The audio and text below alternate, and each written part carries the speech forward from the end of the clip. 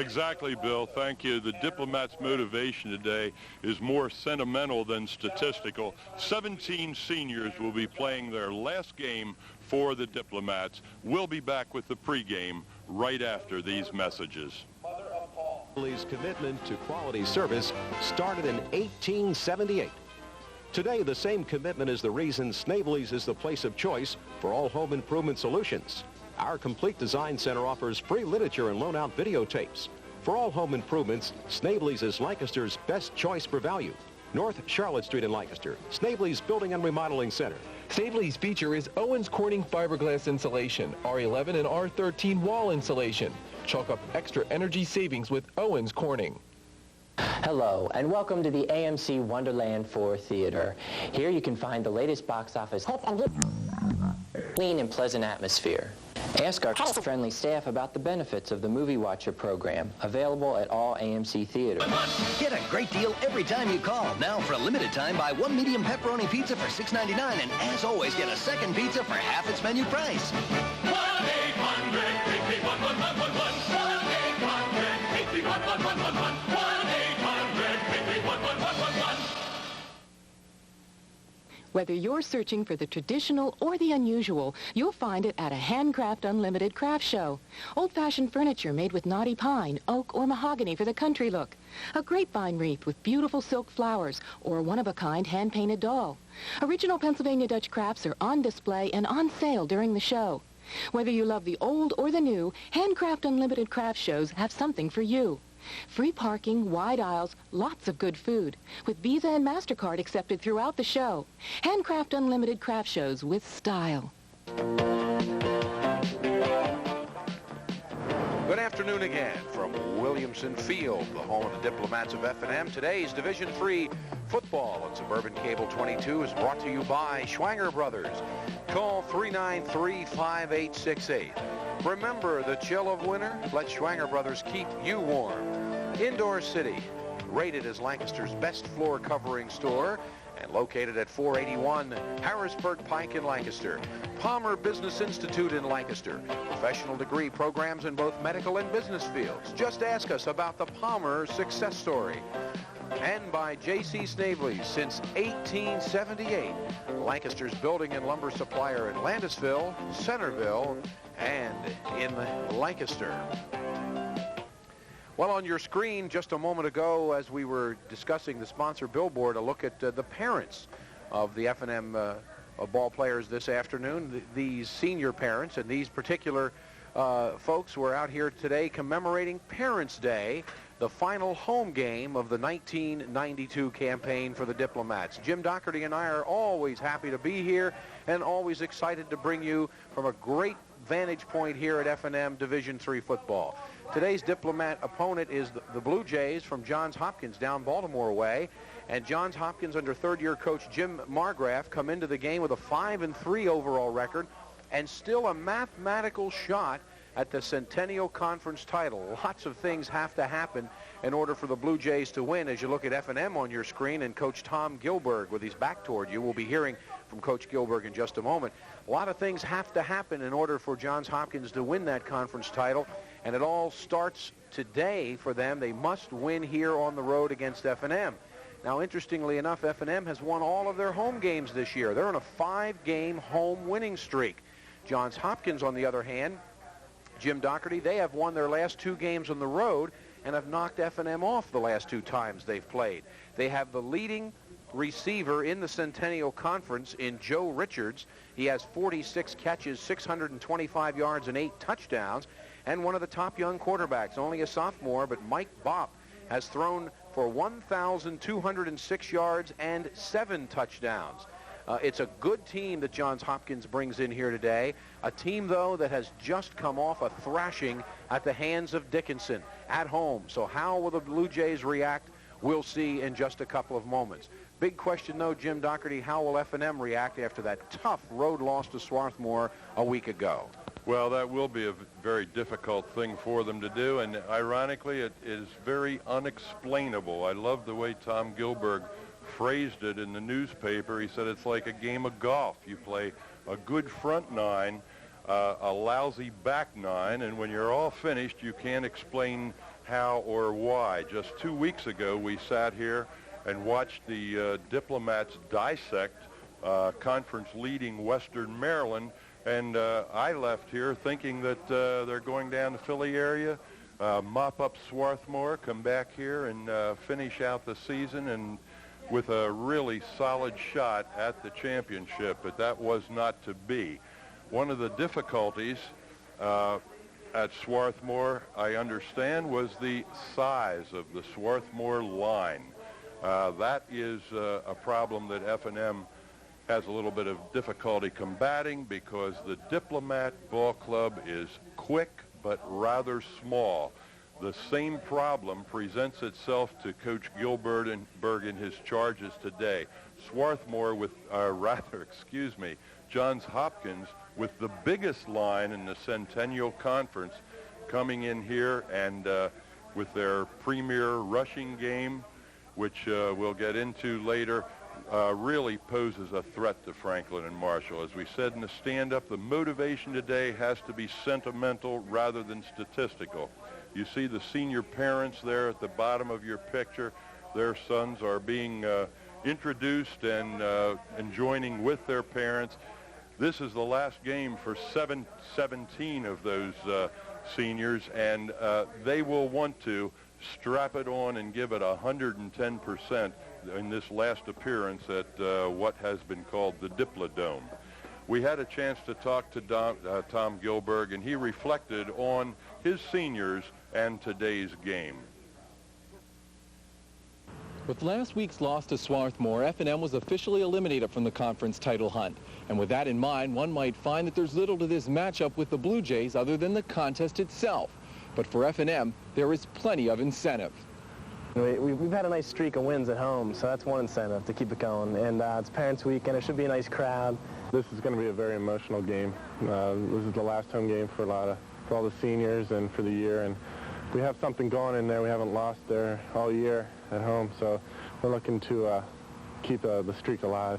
And the other thing that we have on the line right now is a winning season. You know, we can go 4-6, we can go 5-5, or we can go 6-4. So, you know, it's going to be up to us to play the kind of football. We know that we can play the game, and it's just a matter of getting it out.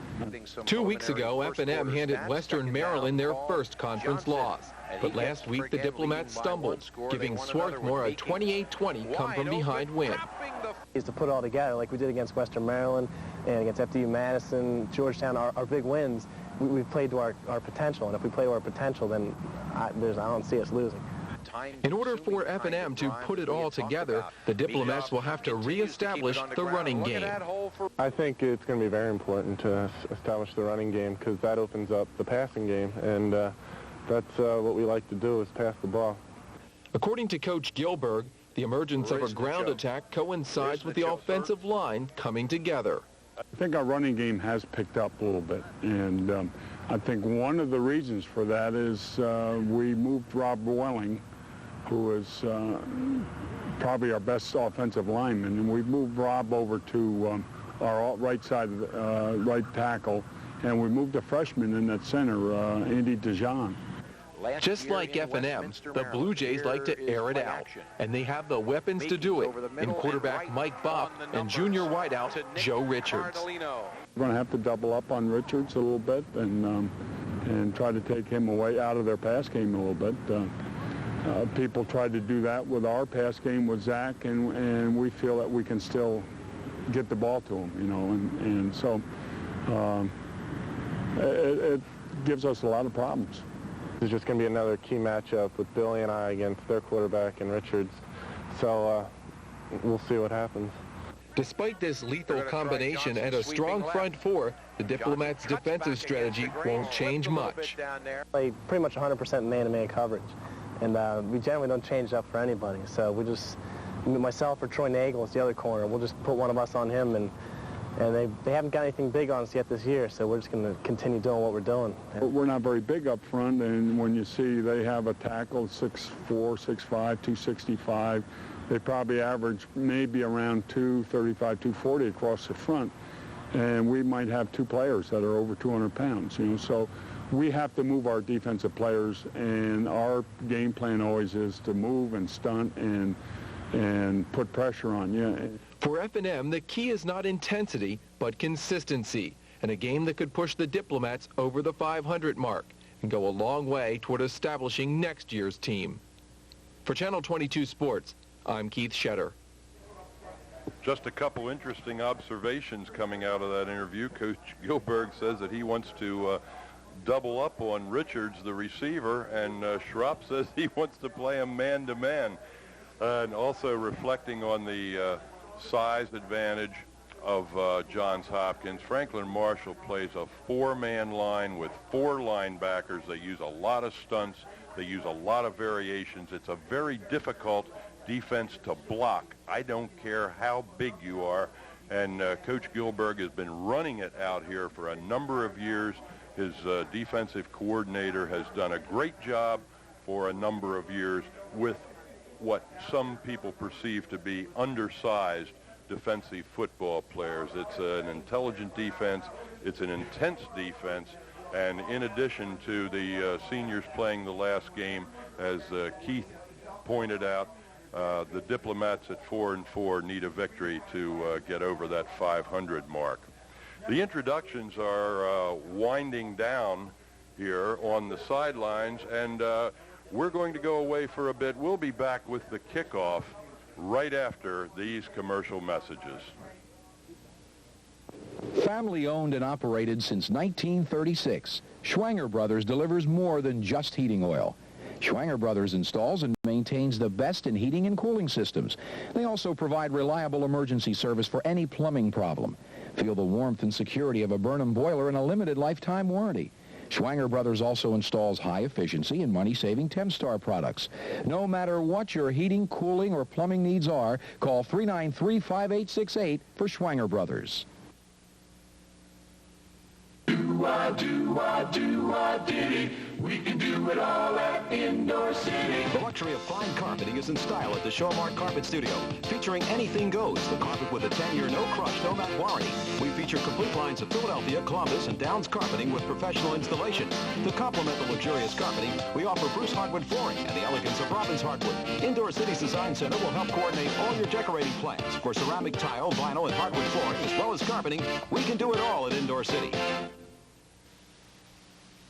Palmer Business Institute is a local school where individual students have opportunities to grow into brighter futures. Our goal-oriented programs include secretarial, business management, and accounting. I learned from professionals at Palmer School. The Job Placement Assistant Program works to get you a job right out of school. The small class size lets you receive individual instruction. Palmer Business Institute, located on Manheim Pike. Call 392-1700 for class registration information. Call now for a brighter future. 2 years ago, I won the heavyweight championship. I beat everybody they put in front of me. Next, I'm going to fight Grady Book. This is the fight I want. He say he's going to be the next champ. I say he's just going to be next. Budweiser presents Holyfield versus Bo, Heavyweight Championship Friday, November 13th, the Mirage, Las Vegas.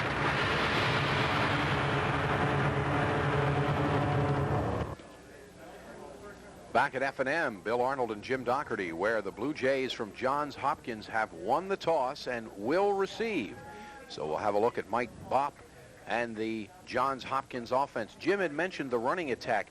Kind of an unusual situation there. The senior go-to back is number 44, Paul Ferrari. Well, Ferrari's been battling some injuries and has lost the leading rusher role for 1992 to the diminutive Harry Lyman. Harry is, listen to this, 5'5", and 140 pounds, of freshman out of Baltimore. So we'll see a lot of both backs this afternoon to complement sophomore quarterback Mike Bopp, and we'll see all three of them in just a moment, as again I mentioned the Blue Jays will receive.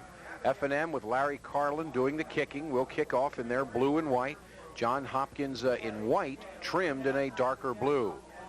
Deep to receive for the Blue Jays, number 32, John Killer, and number 3, Harry Lyman.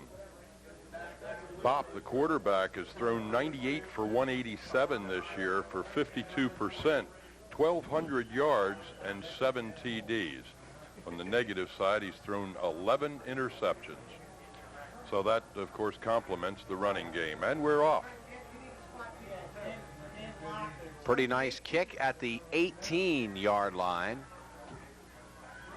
Very good field surface this afternoon, although it appeared that Killer slipped a bit at the 30, and down he goes at the 35-yard line. Steve DeLuca on the tackle. He's one of F&M's leading tacklers on specialty units, and the Blue Jays put it in play from their own 35. Right after this first series, Jim Doherty will tell you a bit about the F&M defense, or at least as much as he can. That's Lyman shifting to a deep back spot, and he will sweep left. Lyman very quick, turns the 40 and gets out to close to the 42-yard line. So a good start for the Blue Jays, 7 yards for Harry Lyman. Matt Deschamps tried to string it out, but took help from Brandon Mann to bring Lyman down. And from that offset formation, the F&M defense was playing catch-up defense, if you will. The ends are Deschamps 82, Latronica 60. The tackles, Lagos 69, Gregory 78. Linebackers, Glenn Pike 9, Jeff Mills 30, Jason Hilliard 56, Brandon Mann 39.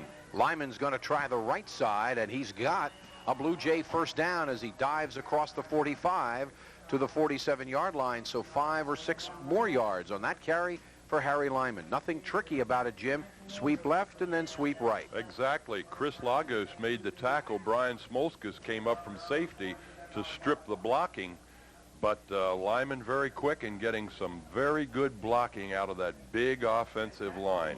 Nagel 17, Schropp 28, and Smolskas 3 complete the F&M defensive alignment.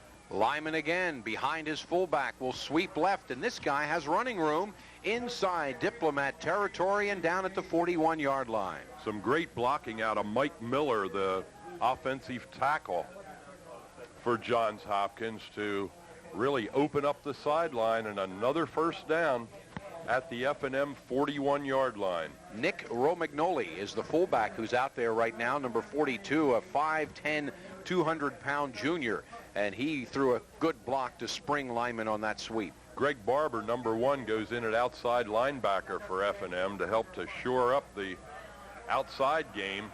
Look at that pursuit. Jason Hilliard said, "Not this time, Harry," and he closed that sweep off in a hurry, a loss of a couple. Hilliard came from the inside out, but a lot of credit to Paul Latronica, the defensive end, who strung the play out and allowed Hilliard to come up inside. 2nd and 14, a loss of 4, ball squarely at the 45. There's Coach Tom Gilberg exhorting his troops. Opening minutes here at F&M. We mentioned that Bopp has thrown the ball a number of times this year. In fact, he has thrown the ball 187 times, and he'll go back to throw right now on 2nd and 14, and he just does get rid of it as he was being dragged down at midfield again by Latronica. Latronica with a good rush as Bopp rolled to the right side. He really had no viable receiver. He just kind of tossed the ball out there somewhere in the direction of Nick Romagnoli. So it'll bring up a 3rd and 14. Good pass defense by Franklin Marshall and pretty good penetration by the defensive line and linebackers. 3 receivers are wide left to the top of your screen. The lone back, Romagnoli, and Bopp is going to throw underneath. Picked up 5 or 6 yards, but far short of the first down to Kevin Neal. I always wonder why when you need 14, you throw a little 5-yard over the middle shot. Well covered by F&M, 4th down. Those are the things that give coaches ulcers. I'm sure they'd rather go downfield in the 15, 20-yard category and have it either be incomplete or intercepted. Ooh, a low line drive punt that will get a good roll. In fact, a great roll inside the 10. Nagel lets it roll out about the 8 or 9-yard line. And a flag was thrown at the spot of the out of bounds. Have to see what that might be. That's unusual. Yeah, there didn't appear to be any contact in the area. So F&M, after giving up 3 first downs, illegal use of hands against Johns Hopkins on a kick ball that was not fielded, draws a penalty. Now, I believe he signaled this for a dead ball foul, which will give F&M the ball from that spot plus 15, or plus 10 perhaps. But a big advantage.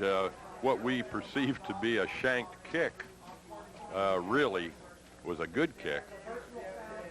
It's 15, James, and the Diplomats will put it in play at their own 24-yard line. Sure beats the 9-yard line any day. So here's Bill Meekings and the F&M offense needing this home win to try to solidify a winning season here in '92 against a tough opponent at home, where we've already mentioned F&M just doesn't lose at home. So it'll be a tough going for Johns Hopkins, as carrying the football is Jason Burton, who gets the start at fullback.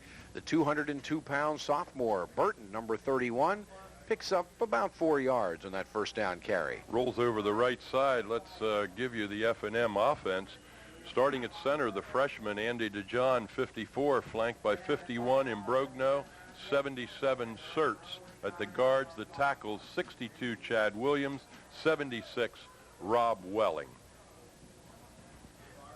Greg Riznichok is the other back, and he's got the football on the delay. Riznichok across the 30.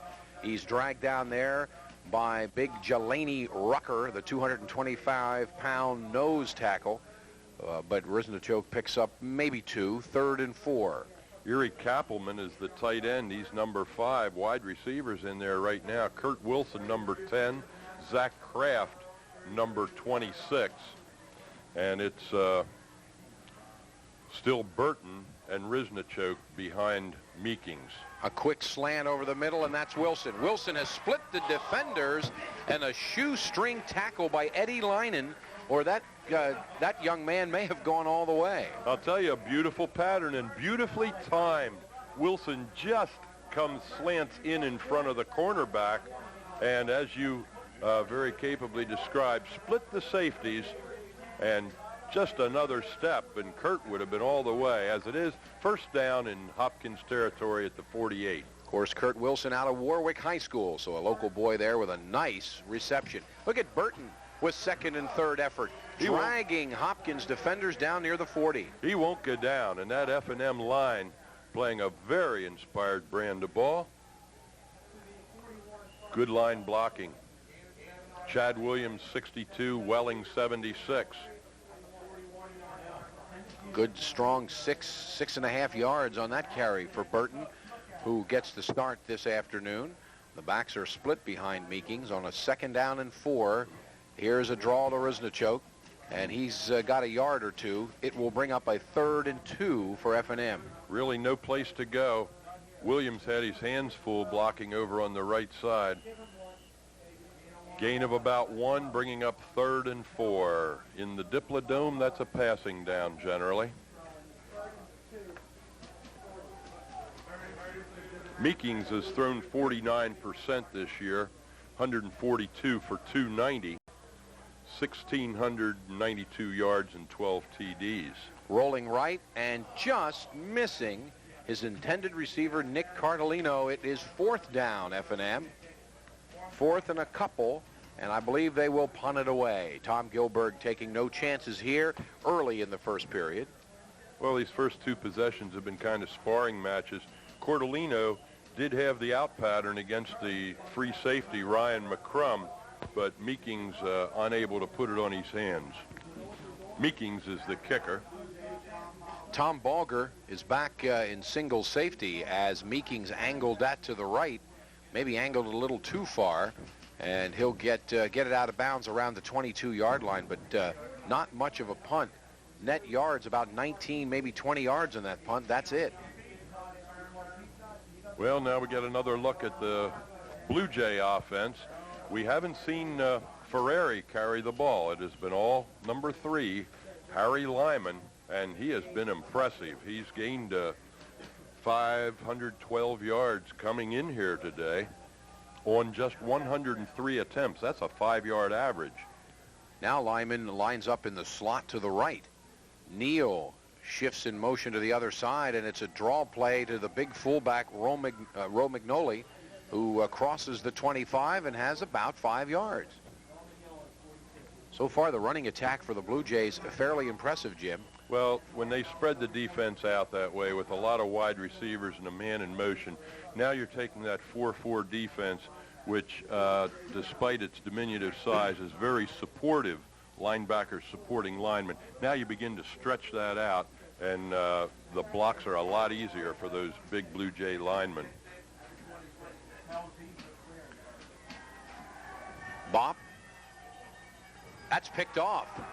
Picked off by number 17, Troy Nagel. It was tipped. Was that Neal?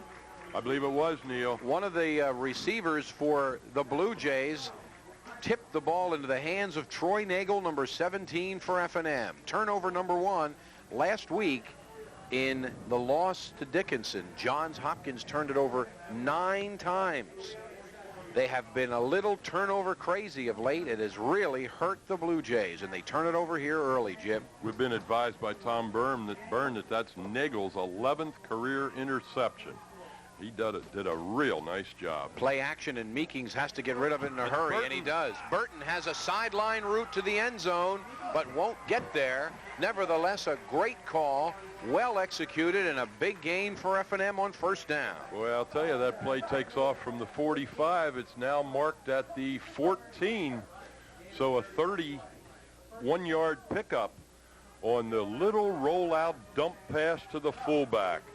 I'll tell you, F&M throws that ball all over the lot. Long, short, inside, outside, and the dump to the side. And Burton, who didn't even start 2 weeks ago when we were here, off to a great start today.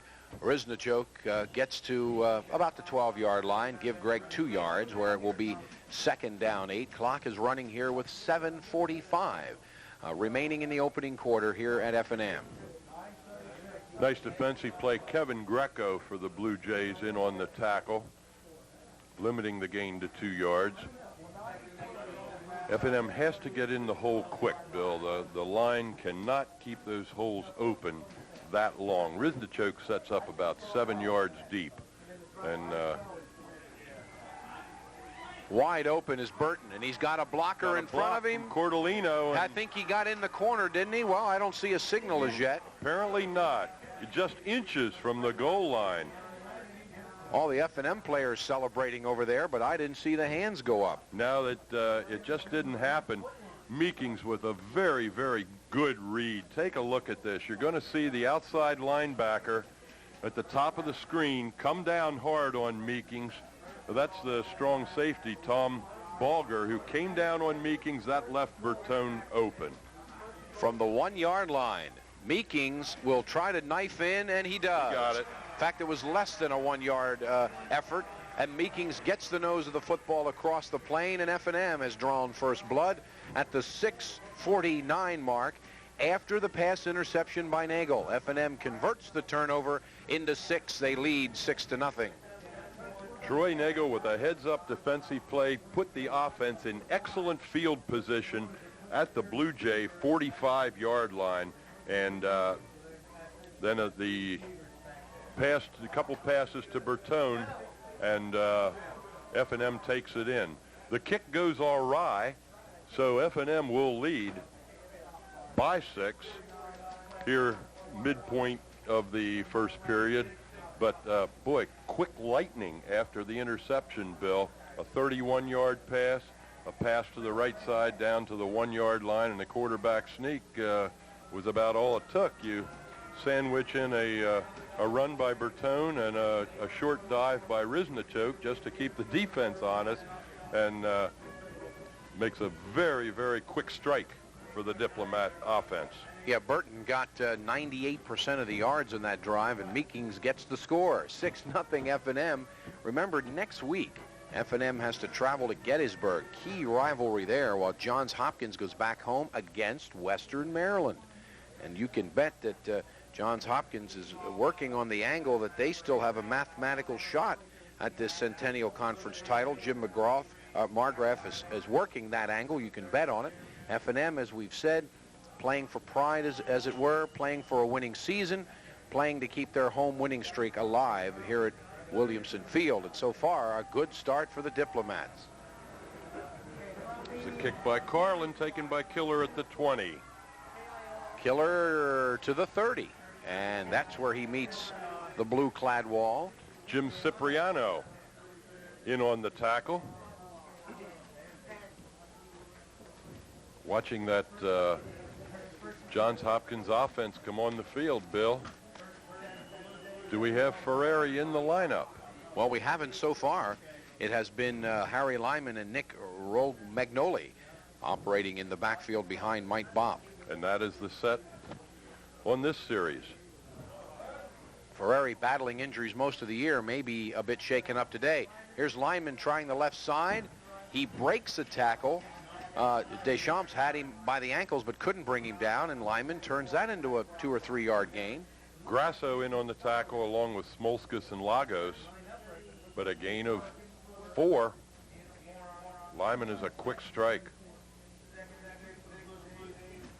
Now Lyman goes out of the game, and we have the one-back set. That's Romagnoli, the only setback behind Bopp. Bopp will throw, little underneath pattern, unable to hold on was the intended receiver, Joe Richards, and that young man is the leading pass receiver in the Centennial Conference. Only a junior, but couldn't hold on to that low toss. Bopp's throws have been a bit errant here in the early going. Got one picked off, has yet to complete. 3rd and 6. One has to think, Bill, with the success of the Johns Hopkins ground game, why do they bother throwing the ball? Puts him in a sure passing situation here, and Bopp drops straight back and has it tipped at the line of scrimmage. Incomplete, and another punting situation for the Blue Jays. So F&M has forced 2 punts and picked one off. They lead at 6-0. I watch the defense as they get to the sideline, see who gets the high fives for that play. Looks like it might have been Chris Lagos, number 69. Ball batted at the line. Barber with a strong rush on the Blue Jay punter, but he gets it off, in fact gets it off nicely, and Nagel pays at the other end. Good job by Johns Hopkins on special teams. Yeah, good coverage. Nagel grabbed the ball and was quickly down by Todd Sarge. And we have a flag back upfield. That is usually an illegal block. So the punts and kickoffs have been a bit of an experience today. There's a hold on F&M. And that will cost the Diplomats 15. Maybe 10? Maybe 10. Yeah, now the point of foul was near midfield, but I think the walk-off will be from the point where Nagel was down, which is the 28-yard line. There's the J.C. Snavely and Sons scoreboard. F&M 6, Johns Hopkins 0. Johns Hopkins winning in Baltimore a year ago. In fact, winning the last 2 years over F&M. Prior thereto, F&M won 17 straight. Yeah, F&M leads the series in a very large margin. I can dig through my notes and find it, but it's very one-sided in favor of the Diplomats. I'm laughing at the official. They start out from the 28-yard line and start trotting downfield, and then whoops, bring it back and let's do it again. Okay, a 10-yard penalty against the Dips, going to put them on their own, we'll call it the 19-yard line, with the ball and with first down. F&M 6, Johns Hopkins nothing. The 1-yard sneak by Meekings after the interception by Nagel, and now Meekings has his offense back on the field. It's the fullback, I believe that's Burton, who crosses the 20 to the 22, 2nd and 7.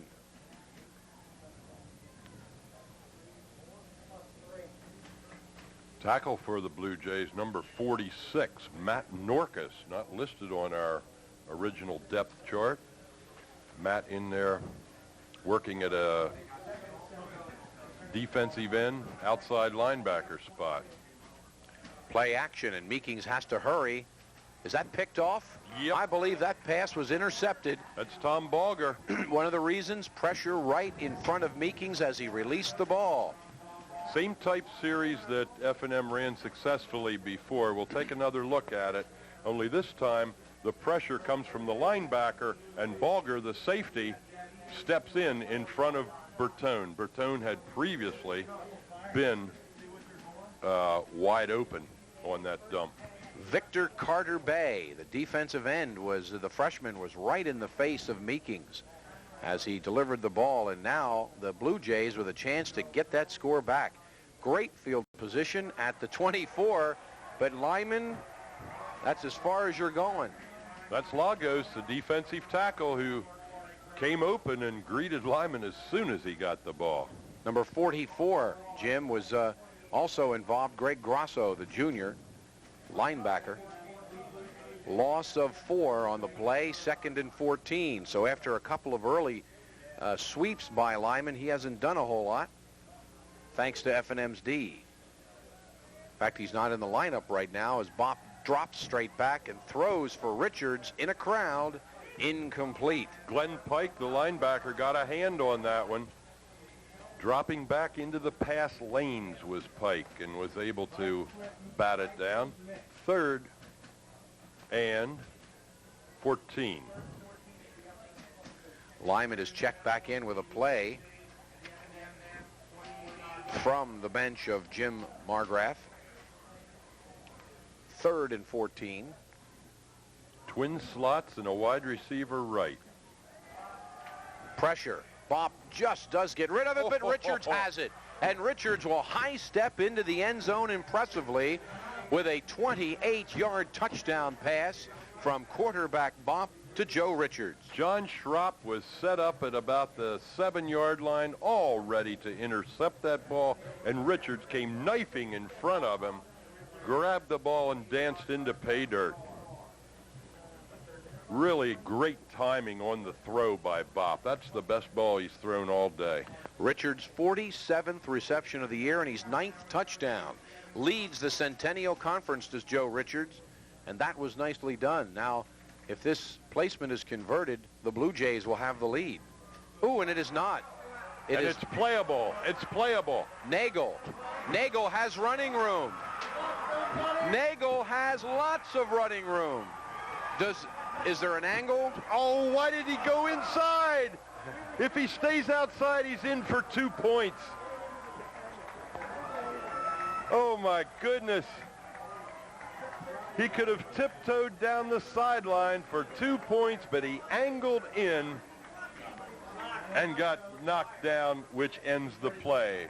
For you who are not familiar with college football, a blocked or missed extra point that remains in the field of play can be returned by the defense. If it is indeed returned the whole way, it gives that defensive contingent 2 points. And Nagel had an outstanding opportunity, but angled away from the straight and narrow, if you will. Wow. An exciting play. I'll tell you, Nagel's had an interesting first quarter. He's intercepted a pass. He came up with that blocked extra point, and he ran a good 85 yards and ended up with nothing. Yeah. Well, we're tied at 6-6. That was a nice touchdown toss by Mike Bopp to Joe Richards. Extra points, kind of an adventure here today. Extra points and punts are not too impressive. A lot of time left, still 4:28 in this opening quarter, and Riznichok is back, standing at his own 7-yard line.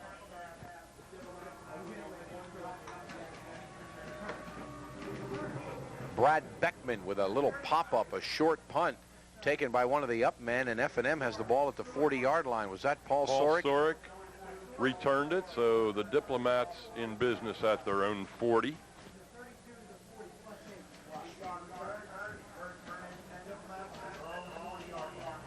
So it's going to be interesting, that's for sure. We've already said that Johns Hopkins has won 3 road games in a row, so they're used to winning on the road. It won't be easy for F&M.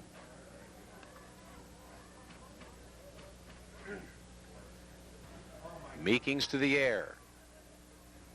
That was tipped at the line of scrimmage. That might have been that Carter Bay again, number 43. Either 43 or 47. is in there defensively.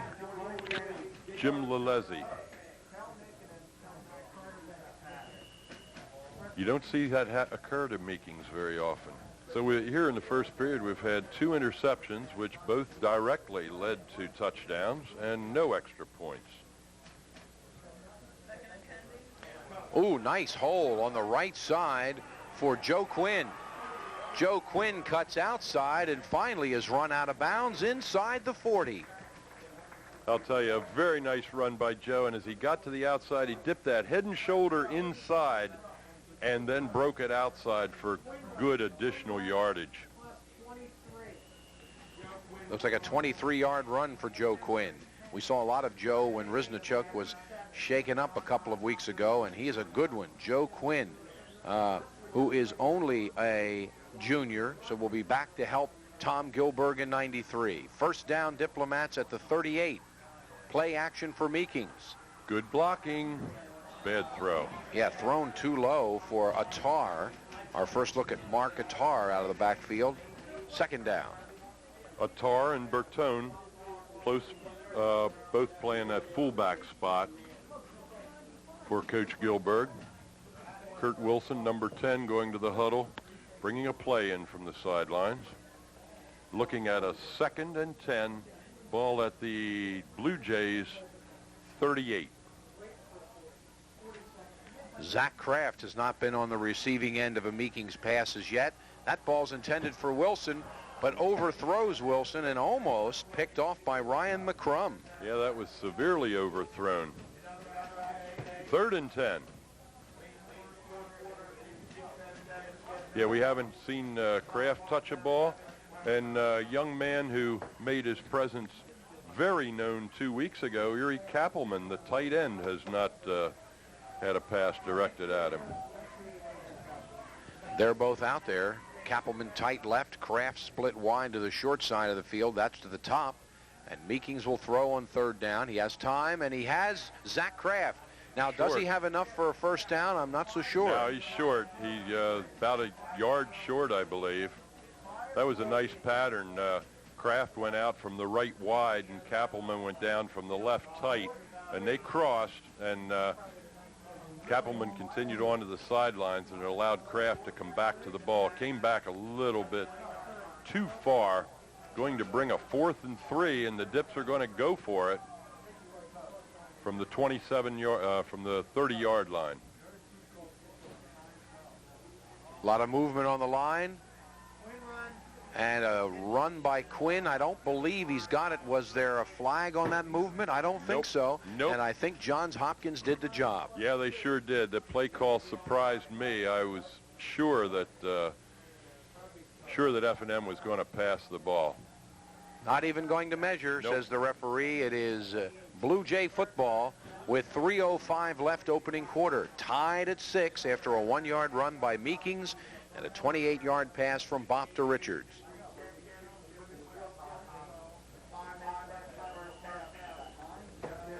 Yeah, the run by Quinn really surprises me, because that big defensive line was poised for just about anything.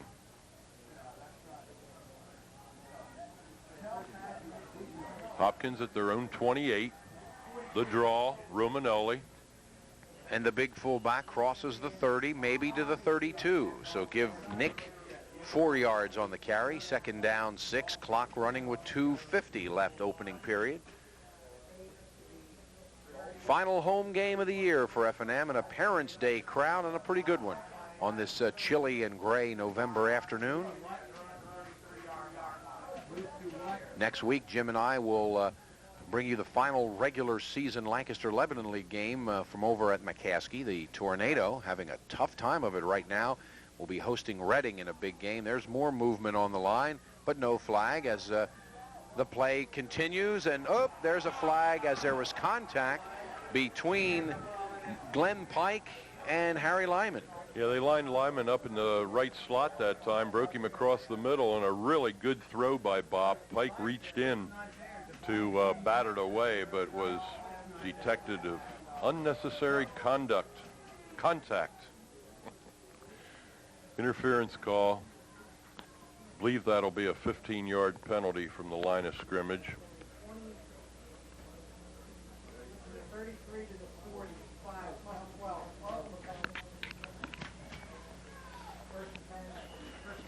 First down, Johns Hopkins. They have the ball at their own, let's call it 45-yard line. The nose of the football just about there. About time for Lyman to get the ball again. Nope, play action to Lyman. Well, that's holding on Deschamps, and they didn't call it. Well, there's a flag here. I'm not sure if that's what it's all about. No, that's not it. The referee's back right behind the quarterback, and he grabbed Deschamps by the arm and shoulder and just dragged him down with no call. There is a flag, however, near midfield. Let's not forget that Troy Nagel just made a nice defensive play as he jumped up with his left hand and batted it away. What's the call, James? I believe it's ineligible receiver downfield. I believe you are right. That's also a loss of down if that's the... I believe that's a loss of down, including the yardage problem. But you're right. It sure did look like Deschamps was being tackled at the top of your screen as he came in from his right end spot. Deschamps got a great swim move and really had a bona fide shot at a sack.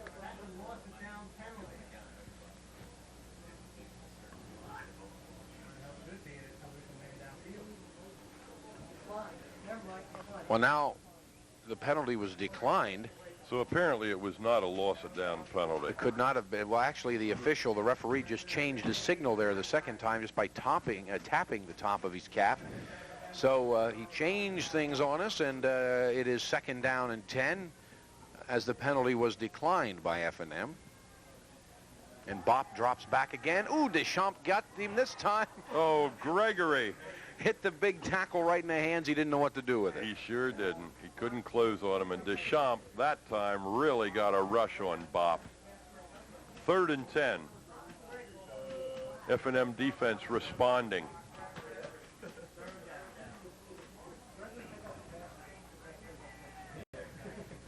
It's a tribute to Bopp that he bounced back up because Deschamps really hammered him just as he got rid of the ball. Popped right up again. Was waiting for that. Here comes Kevin Neal in motion toward us, and that's the way Bopp is rolling. Ooh, he's hit again. This time he hits Neal, but Pike says, hello, Mr. Neal, at midfield short of the Blue Jay first down. Give him a 6-yard completion, which will bring up a 4th and 4 for the Blue Jays, and back to punt is Kevin McCarthy. McCarthy has gotten off a couple of good punts. This one, though, like a 9-iron, dies right at the 20. Not like my 9-iron.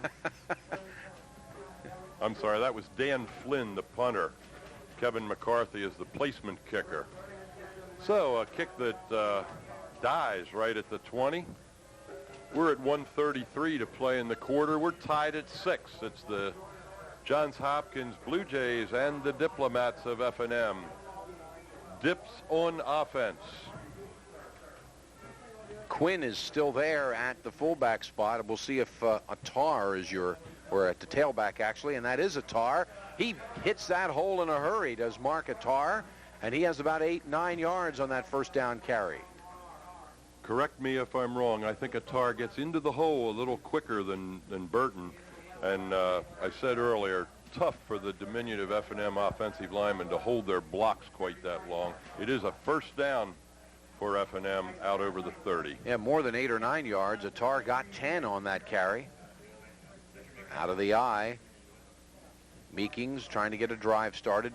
Quinn will try to sweep around the right side. That was one of those plays that was designed to go off tackle and nothing there. Quinn ends up getting about 3 out of that. Cordellino coming in at the receiver spot, replacing Wilson. Give Quinn about 4 for his efforts. A 2nd and 6 from the 35. Clock is running here in the first quarter. In fact, running out. Only 45 seconds remain. F&M 6, Johns Hopkins 6. 2nd and 6, and here's Meekings to try to pick it up. Oh, he's got a wide open receiver. Cordellino. Does he have it? Sure, he's got it, but nice he's down. Grab by Cordellino from a prone position at the 49-yard line. Nick came back on that ball and went down for it and cradled it, made sure his hands and arms were under it. So a first down at the 49. This will probably be the last play of the quarter, barring an incomplete pass.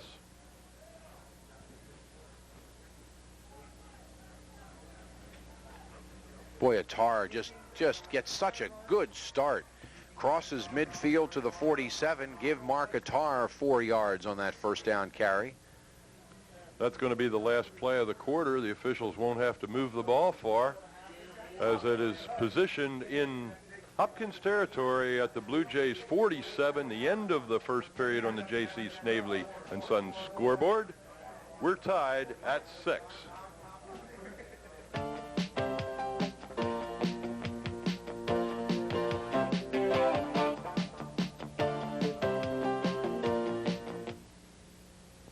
Grandpa Snavely's commitment to quality service started in 1878. The same commitment is here today. Customer service and value is the reason Snavely's Building and Remodeling Center is the place of choice for all building and home improvement solutions. Our Complete Design Center offers free literature and loan-out videotapes. From new doors and windows to complete bathroom remodeling, Snavely's is Lancaster's best choice for value. Just off Harrisburg Pike in Lancaster, Snavely's Building and Remodeling Center on North Charlotte Street.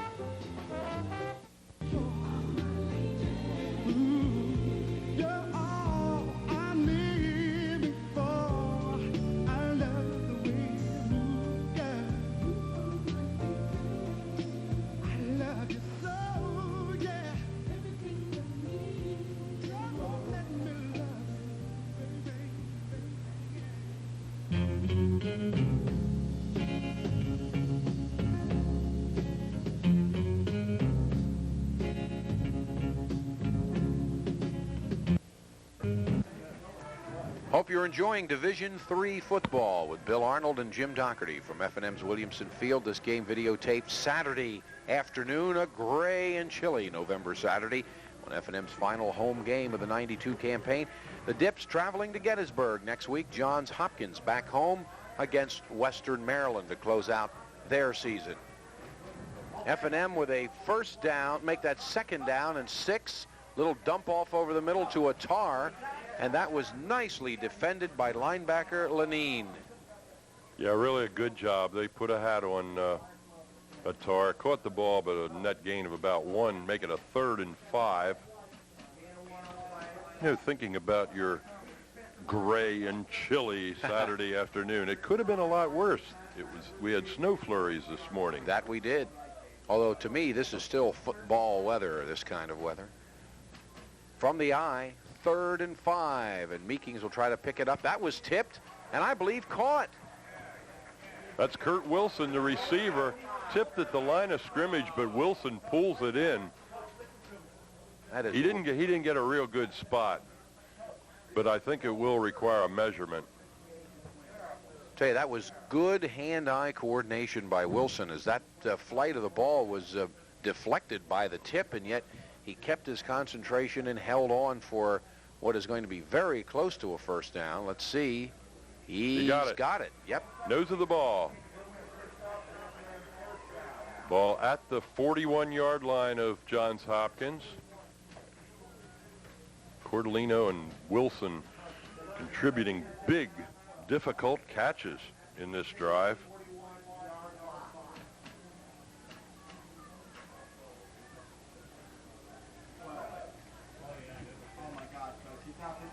Meekings throwing on first down and throwing long over the head of his intended receiver, Nick Cardellino, and incomplete. A pair of 19s out there working against one another. Defending on the play, Chad Vandenberg.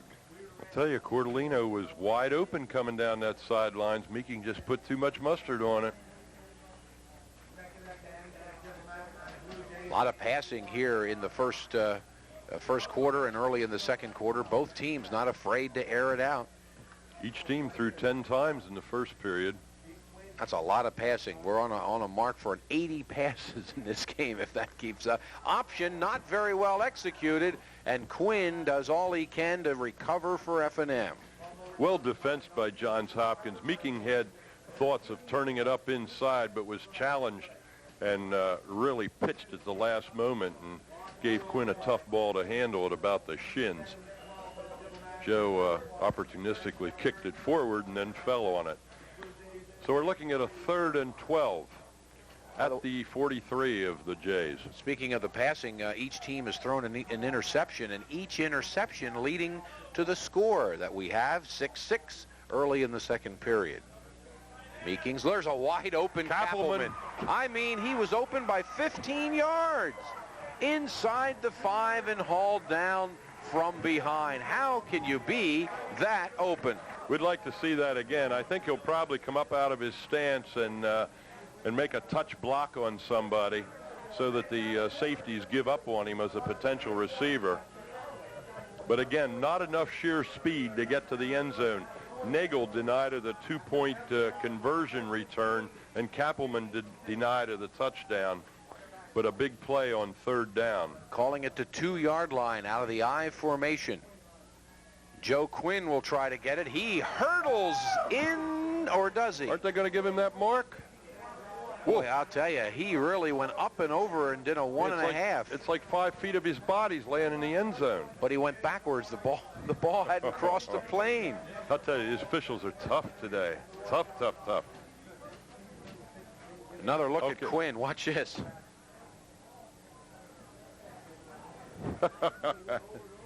You make the call. Well, we're about 6 inches away now. Let's see if Quinn gets another shot at it. They will give it to Joe, and he's in. Piece of cake. Piece of cake. Great blocking. Swelling. And DeJohn. Good job in there by the offensive line. Dale Dodd's in there at tight end on that one. Danny Sertz, Dave Imbrugno, and Chad Williams. Here's Schropp to try to pick up the extra point out of Zach Kraft's hold. He was wide left the first time. Boy, that ball was low snap, and Kraft had to scoop it up, and this time it works. Good kick for Schropp, and F&M leads it 13-6.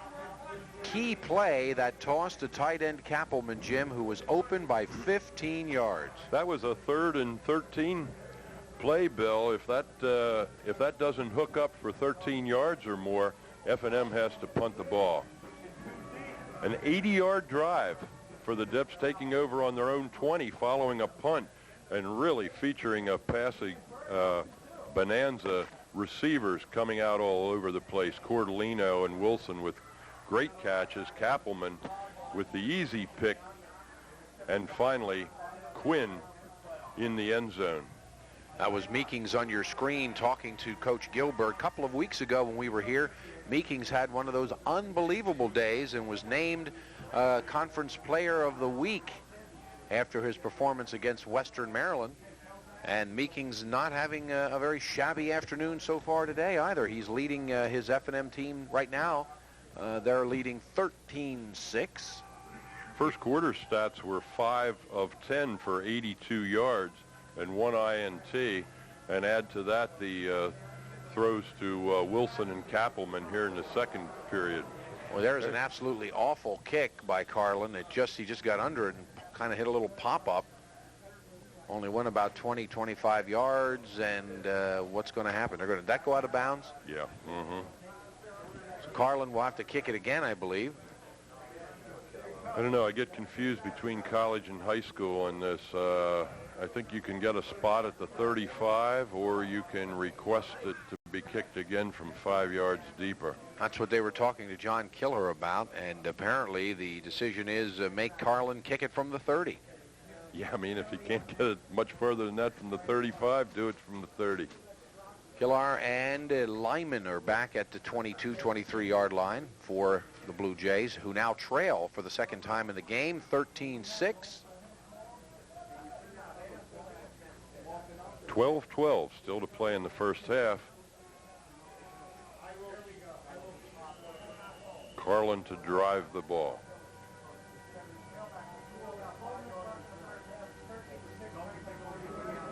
That's a little bit better kick. Killar comes over at the 27, and this will be pretty good field position for the Blue Jays. As a matter of fact, very good at the 43-yard line. Tackle on the play again, Steve DeLuca, number 22, special teams performer.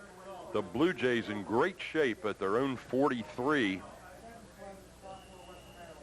trailing by 7. Lyman is the setback. Have not seen Paul Ferrari at all this afternoon. And Lyman will try to sweep right. Oh, great blocking. Great block on Latronica and on Hilliard.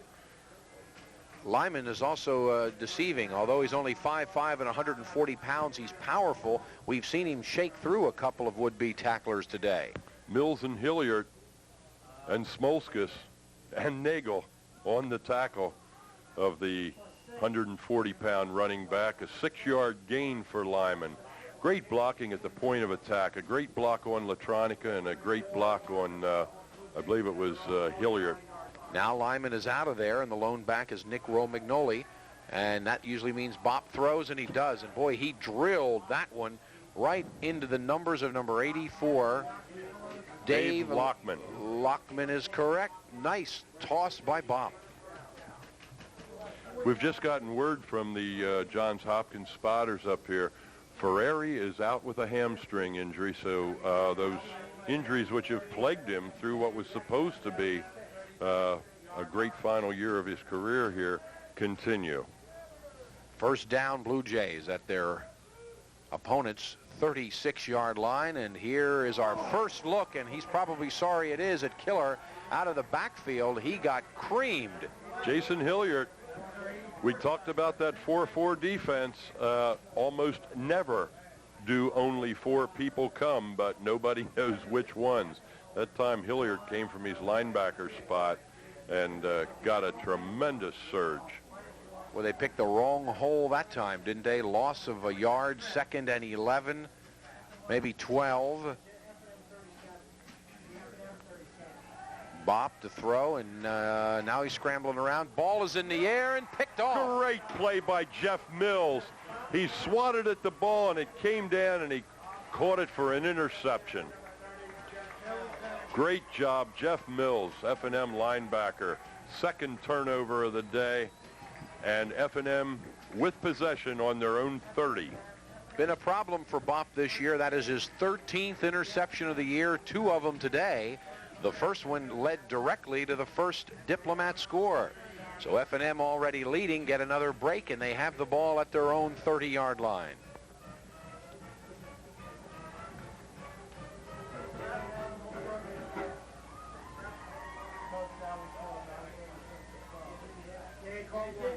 Straight handoff. Here's Burton back in there, and there's a flag being thrown from behind the play.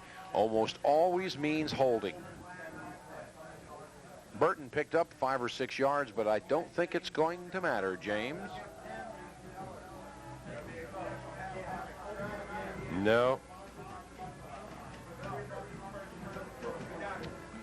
Johns Hopkins, of course, going to be given the option on the play. There was a gain of about 3 yards. No doubt in my mind that the Jays will take the walk-off. Spot a foul about a yard behind the line of scrimmage. So F&M penalized back to their own 19. Brings up a 1st and 21.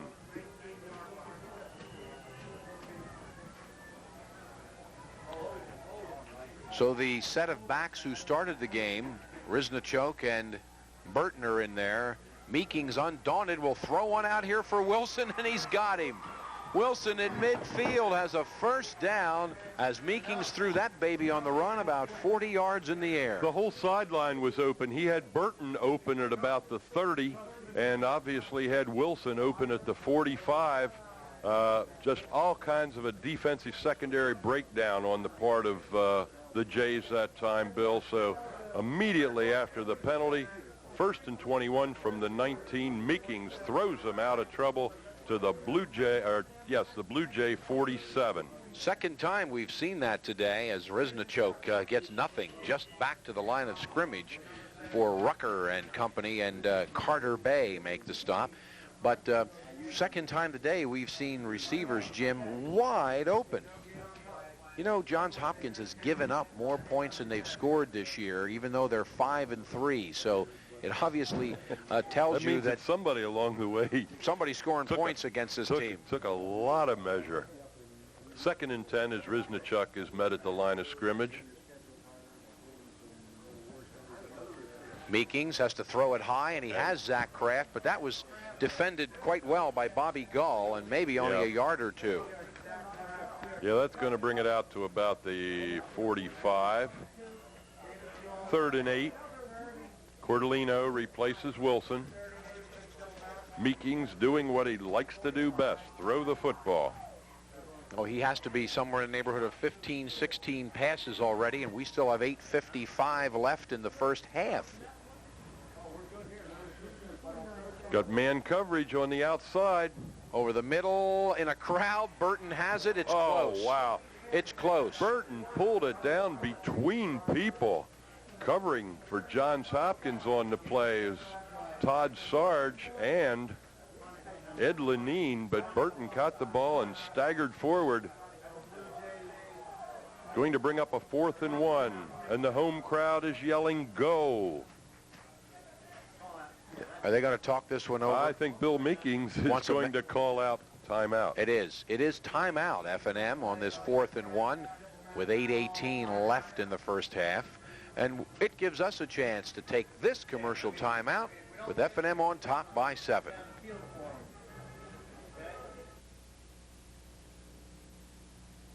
Today's world is a pretty competitive place. Even if you already feel you're at your best, a comprehensive approach to physical care is still important because a healthy body gives you the strength, flexibility, and endurance to keep you in the game. So treat your body to a regular program of physical care. Wherever you're going in life, a healthier body gets you there. This public service health message brought to you by the American Physical Therapy Association. Well, the decision has been made, Mr. Doherty, and as you can see, Tom Gilberg says, let's go for it. 4th and a yard. Play action pass. That's my call. Well, what is that? It's a first down, whatever it is. Great call. A fake dive to the fullback with the tailback in motion. Quarterback carries right up through the one hole. Nice pickup for Meekings.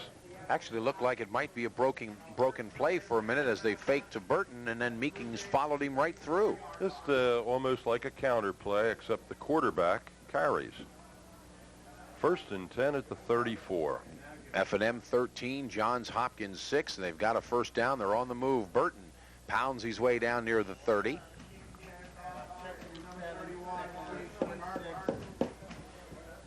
Gain of about 3 for Burton. Coach Gilberg using 2 different sets of backs. He uses Riznachuk and Burton as one set. Then he'll bring Quinn and Attar in and work over the Johns Hopkins defense. Meekings to throw. Oh, boy, did he hang in the pocket a long time, and he paid for it. Yeah, he threw that ball behind Kraft. Kraft was open a bit in front of Ryan McCrum, but Meekings threw the ball behind him. Zach didn't have a chance at it. Todd Sarge was blitzing on the play, and he hit Meekings just as he got rid of the ball, stopping the clock with 7:21 remaining in the first half. 3rd down, 7. Watch the left or top of your screen. Zach Kraft and Cardellino are up there. Kappelman, the tight end, on the right side. Looking left and having Cardellino first down, I think. Maybe I called that too soon as the stick was knocked down over there. I think he got a good enough spot. I think that's going to be a first down. Another diving catch by Cordellino, very impressive, has been nicked today on the receiving end. Cardellino and Kappelman, both seniors. Zach Kraft, however, good news for Coach Gilberg. A junior will be back next year to team with junior Bill Meekings. It is a first down, and F&M's impressive drive continues.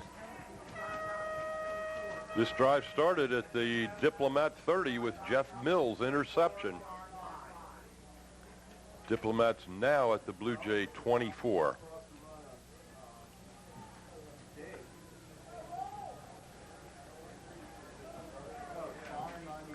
Wilson is in the slot right. Kraft is split right. Maxon and I behind Meekings, and Bill will throw on first down. Drops the ball and now takes off and ends up getting 2 or 3 yards. Ball just dropped out of Billy's hands, and there's a flag right around the spot where Meekings went down. He came under heavy pressure that time and then dropped the ball to compound it. And there's a face mask call on Johns Hopkins. If they didn't have bad luck, they'd have no luck at all. I was going to say that was a tough break for the Blue Jays as they end up kind of stopping F&M, or F&M really stopping themselves by dropping the ball, and then they grab the mask. You know, I can only think the passes to Wilson and Cordellino. Obviously, Johns Hopkins has targeted Zach Kraft to defend against, and so Wilson and Cordellino coming open with more frequency. Also, one of the backs out of the backfield coming open more easily. Kraft has caught but 2 balls today, and Meekings will go down. First time they've got him. A number of players there. Matt Norkus, first one to get him, and there's that Carter Bay, the defensive end, number 43, also there. Good secondary coverage that time. Meekings cocked, and there was just no one to throw to. He had to bring it down. He didn't get a second chance. Excellent pressure by Johns Hopkins. Brings up a 3rd and 6 from the 20. Meekings will roll right, and that always gives him time. Throws on the run, and nice defense knocking the ball away from Zach Kraft. Bob Gall, number 21, defending on Kraft. Here comes Schropp to try to add 3 points to the F&M lead. Lead is 7, and this will be about a 37-yard field goal.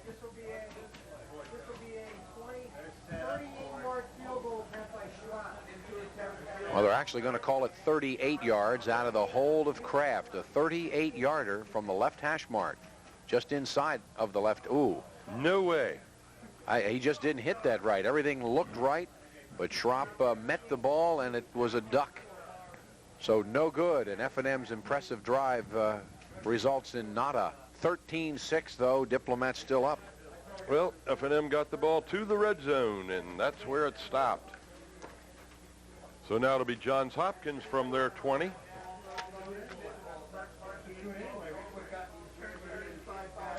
It's going to be Lyman at the tailback, Romanoli at the fullback, and Mike Bopp under center. Glenn Barber in for the Diplomats at a linebacker spot along with Grasso. Bopp, did he go down? I thought his knee touched. I thought he did, but they're going to wait for Matt Deschamps to get the sack, and just a 4-yard loss. Excellent pressure by the Diplomats. About this time, you can see it unfolding that Johns Hopkins having a lot of trouble running the ball against F&M, except for a couple of early gains by Lyman. Primarily, everything they've done has been Bopp through the air, and now Jim, F&M teeing off on the Blue Jay quarterback. Yeah, they need to develop a ground game. They need to maintain it. Bopp again throws out there for his intended receiver, Lockman, but it's incomplete, stopping the clock. And Latronica and Deschamps making a sandwich at the quarterback. Interesting, F&M's made a linebacker change here. Glenn Barber and Greg Grasso are in at linebackers. Give you an idea of the speed. They've hooked up Barber with Harry Lyman coming out of the slot as a receiver, and Barber staying right with him, and Barber with a decided height advantage. Greg comes in at 6'2", 197 pounds. Richards over the middle. That was a nice play. Kind of watched it off to the side, but Richards didn't hold on. That ball was right there, James. I think that ball might have been tipped somewhere along the way, because it appeared to just pass over his hands. Nonetheless, it's 4th and 14. So Bopp tried 3 passes. He was sacked once, 2 incompletions, and just like that, Dan Flynn is back out there to kick it away for Hopkins. Another short kick, not going to be returned. F&M at their own 49. With plenty of time left, 4:45 remaining before the half on this Parents' Day afternoon. F&M 13, the Jays 6. Meekings with a 1-yard run midway through the first quarter. Early in the second quarter, Quinn dives in from 1 yard out, and F&M has the 13-6 lead. Diplomats enjoying outstanding field position. The one time they were threatened to be buried deep, they capitalized on a penalty to get out of trouble. Now Quinn and Attar are back there in the backfield, but it doesn't matter. Meekings is going to try to throw again. Has another wide open Kappelman. How does he get so open? I don't know, but he had a lot of room to run, but he opted to make a sliding catch. And the play good for about 17 yards and a first down. Ball at the 34-yard line. And boy, when you have your receivers open like that, Meekings could have another one of those career-type days that we seem to bring him. A lot of credit to Billy Meekings. He withstood a pretty decent rush that time, swung free, and was able to find time to throw. Attar tries the middle and gets a couple. Attar, not really your stereotypical fullback, only 5'9", 190 pounds. And he got ripped by Jelani Rucker, who we heard about before the game, one of the leading tacklers for Hopkins. He's the nose guard, and he's only a sophomore. 2nd and 8 at the 32. Look for Meekings to go in the air. F&M basically only runs the ball when they have to. Meekings overthrows, I don't even know who. Under heavy pressure. I think he just threw that away. Victor Carter Bay was in on him. Watch the F&M line that time. There was some confusion in that it looked like Swilling was Swilling and Sertz were pulling across and got tangled up. And as it were, nobody put a hat on Carter Bay. 3rd and 8.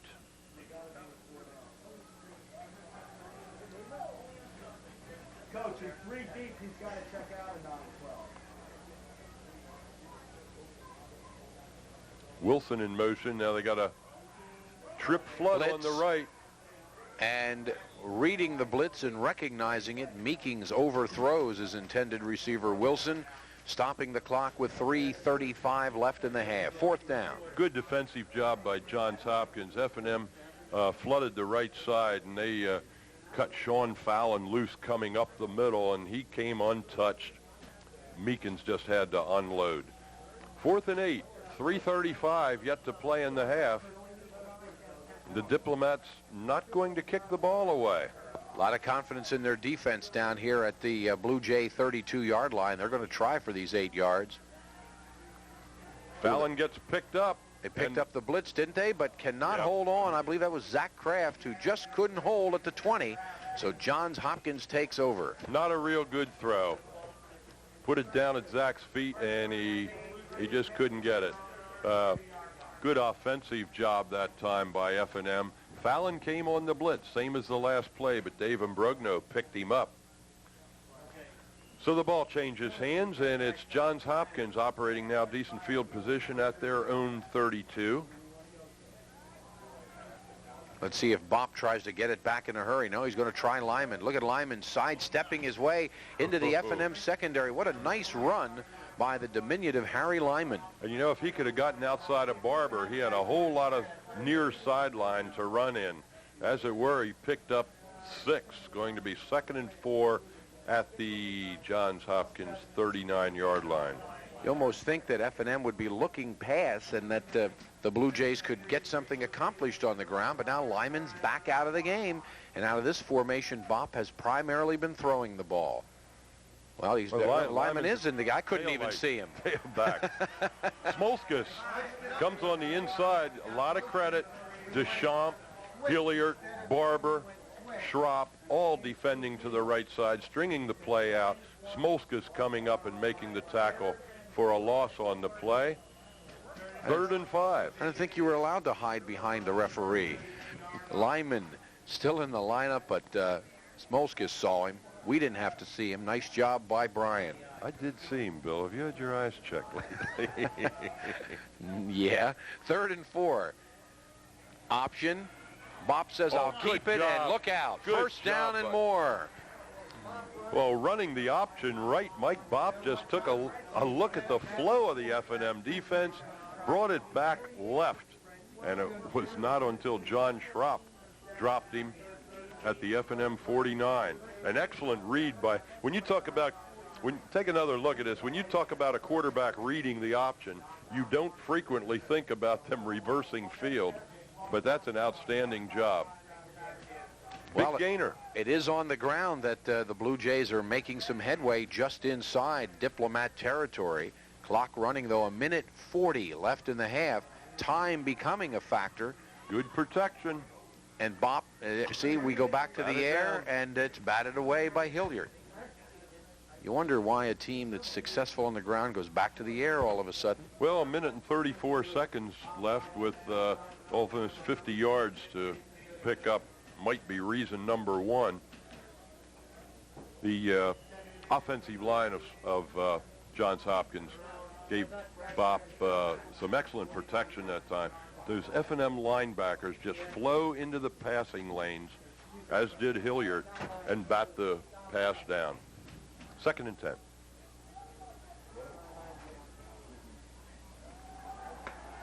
Deschamps, he just missed getting to him, and there's Richards.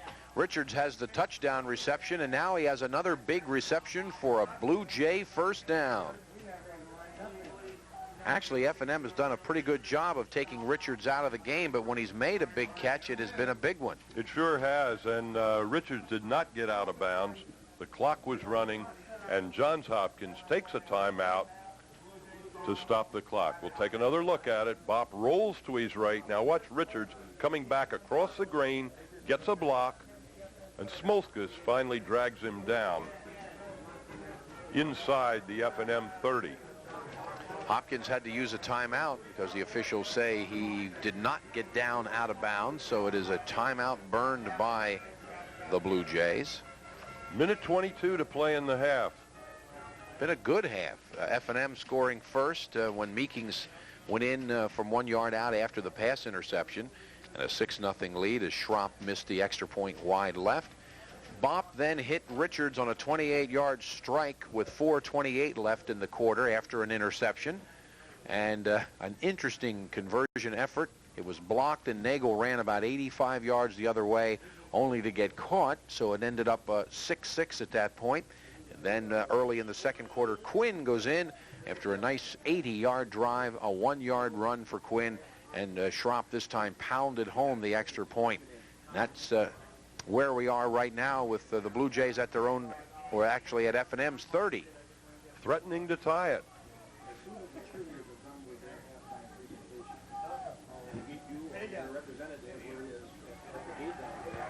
A little flare to Lyman. I believe he held on after juggling. If he did, it's for a loss. It's for a loss. Now they're waving it off, saying incomplete. Okay. And it's a nothing, but Hilliard getting good pressure on Bopp, but Lyman going out of the backfield uncovered, so wide open that he was surprised and dropped the ball, perhaps. 2nd and 10. Actually dropping the ball, as you said, good news, because it would have been for a loss, and of course the clock would have continued to run. Here on the incompletion, it stops with 1:14 left, 2nd down. I'll be honest, we were looking into the play. I couldn't tell you if he caught it or if it bounced off the ground. The lone back is Romagnoli, but he's just in there to block. Bopp has that, baby. That's what you call a reject. That's Hilliard.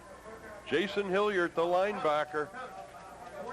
Boy, he got, most passes are batted down by the hands or the tips of the fingers. He had that one down to the elbows and biceps. 3rd down and 10.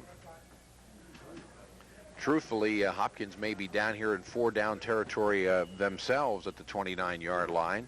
Clock stopping at 1:09. Yeah, these incomplete passes don't take up much time, but they don't get you any further down the field. 3 receivers at the top of your screen, and that's where Bopp is looking. Lyman underneath. That was hit.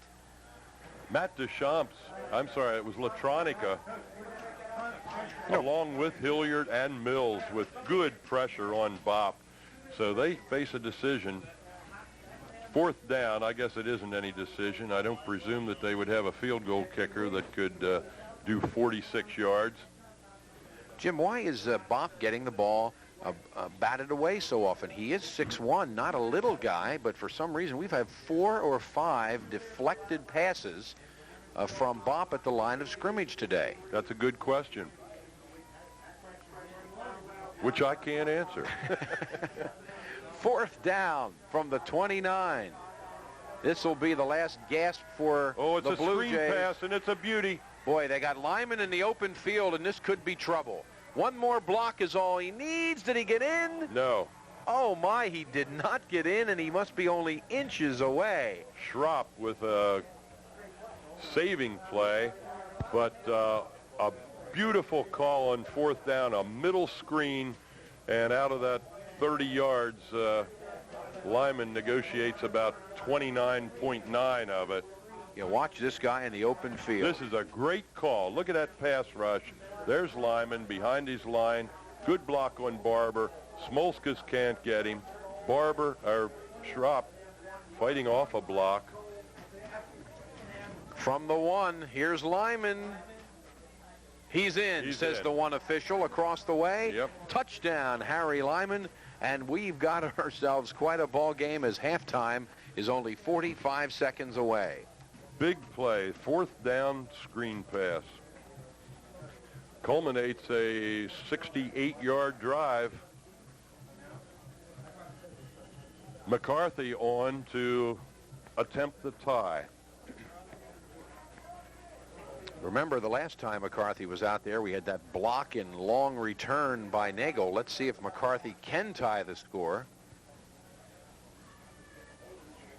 I think you got this one. Yep. Well, it is 13-13 as we approach halftime. And once again, Mike Bopp connects, this time a little screen pass, and Harry Lyman does the rest and then ends up carrying it over from 1 yard out. I'll tell you, when you talk about, just as you had asked the question, passes getting knocked down and so forth, how do you counteract the big, forceful pass rush? You either run draws or you run screen pass. Jim Margraf ran a beautiful screen pass on 4th down, put the ball in the hands of the fleet Lyman, and that bought him a touchdown with less than a minute to play. Riznichok is dropping back in single safety at about the 10-yard line. People like Sorick and Burton and Moline are up. Oops, that's all but an onside kick. I don't know if that was on purpose. That's Richard Shadle that scoops it up, saves it for the Diplomats, does not get much of a run back. Tackle on the play by Todd Sarge for Johns Hopkins. So it's F&M with 41 seconds to play at their own 39. I believe the Diplomats have all their first downs left, Bill. Timeouts, you mean? Timeouts, yeah. No, they used one on an offensive series. On a 4th and 1 or a 3rd and 1 call. 4th and 1 call, right. Mm-hmm. Well, let's see. Obviously, Meekings will not play it safe, although he may now as he is sacked back at the 35-yard line. A loss of 4 on that first down sack, and now we'll see if F&M decides to just run it out with 25 seconds and clock running. Looks like they're going without a huddle. He's looking for the big ball. He doesn't want to throw short. Hey, Tom Gilbert doesn't give in. He is going to go long in a... Oh, and he's got Wilson. Wilson inside the 20 and run out of bounds at the 15. Warwick's Kurt Wilson with a big reception and a big F&M first down, and they're in Schropp field goal territory now with 8 seconds left. I'll tell you, Wilson just keeps coming open by acres. Take another look at this. There's Wilson on the inside of the slot man. He cuts the out and comes wide open. 1st and 10, F&M at the 15-yard line. And apparently Meekings is going to try one more play with 8 seconds left. Out of the I formation, the deep back is Quinn, and Meekings is going to try a quick slant in. It is thrown away. Look at Zach Kraft, who says, I was open, but the pass was thrown behind him. Threw the ball too quickly. Now, with 8 seconds to play, the Diplomats ran a slant pass, took 4 seconds, and now they're going to call timeout. So, 4 seconds to play. We're tied at 13. My thinking, Bill, with 8 seconds, he runs a slant. That runs 4 seconds off the clock. I think that means you have to go for the field goal right now. There's no way you're going to hook up except to go to the end zone, and that would be your last play of the half. Kraft did come open, but Meekings threw it kind of early. Might have been concerned about the time. He wanted to make sure he preserved enough time. I don't know, but he sure did seem to pull the trigger a little too early. Now, we saw Schropp 2 weeks ago kick one from actually a distance a little longer than this, and he's out there, so we know that John has the foot for this kind of a field goal. We're looking at 32 yards now. Out of the hold is Zach Kraft. Last time he tried a field goal a few moments ago, he really just didn't get it. Hit a little shank to the left. Didn't even come within 15 yards of the goal post.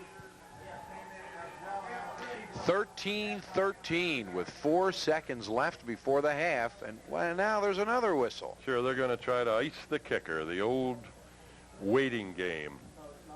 The Blue Jays call timeout. And still with 4 seconds, we're tied at 13-13 as both clubs will rehash their strategy. It's been a wild minute. F&M takes a lead way back in the beginning of this quarter on the Quinn 1-yard run. Not much happens for a good 12 minutes. And then Lyman, after the screen pass on 4th down, runs it in. And that was just 41 seconds ago. And since then, F&M has marched down the field, primarily on that long bomb from Meekings to Wilson. And now we've had successive timeouts, and we're finally going to get around to a 32-yard field goal attempt by Schropp to give F&M the lead at halftime. It was about a 50-yard pass play from Meekings to Wilson that set up this opportunity. Here it is. Oh, boy, he got that one. Lot of foot. I think he's there. Yep. He's there. Boy, Schropp could have kicked it, oh my, a good 45, 50 yards on that. He was 15 to 20 yards behind the goalpost as he pounds in a 32-yarder, and time expires at halftime. So an exciting first half. And F&M goes to the locker room leading the Blue Jays of Johns Hopkins 16-13.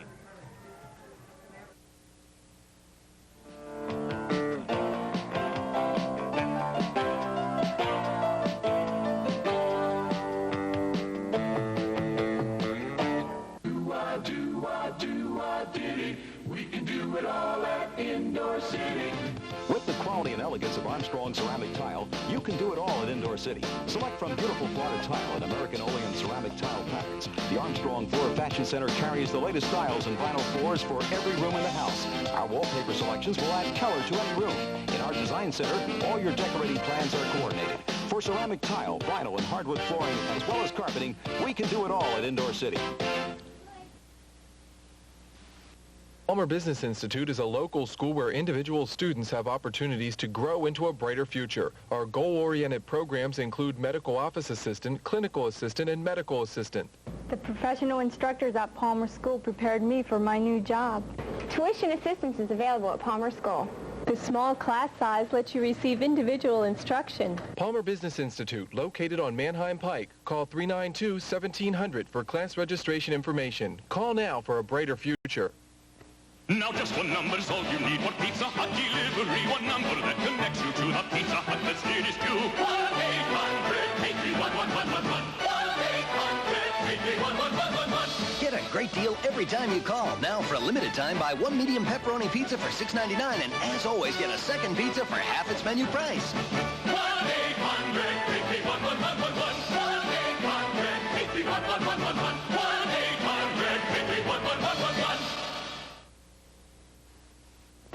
Grandpa Snavely's commitment to quality service started in 1878. The same commitment is here today. Customer service and value is the reason Snavely's Building and Remodeling Center is the place of choice for all building and home improvement solutions. Our Complete Design Center offers free literature and loan-out videotapes. From new doors and windows to complete bathroom remodeling, Snavely's is Lancaster's best choice for value. Just off Harrisburg Pike in Lancaster, Snavely's Building and Remodeling Center on North Charlotte Street.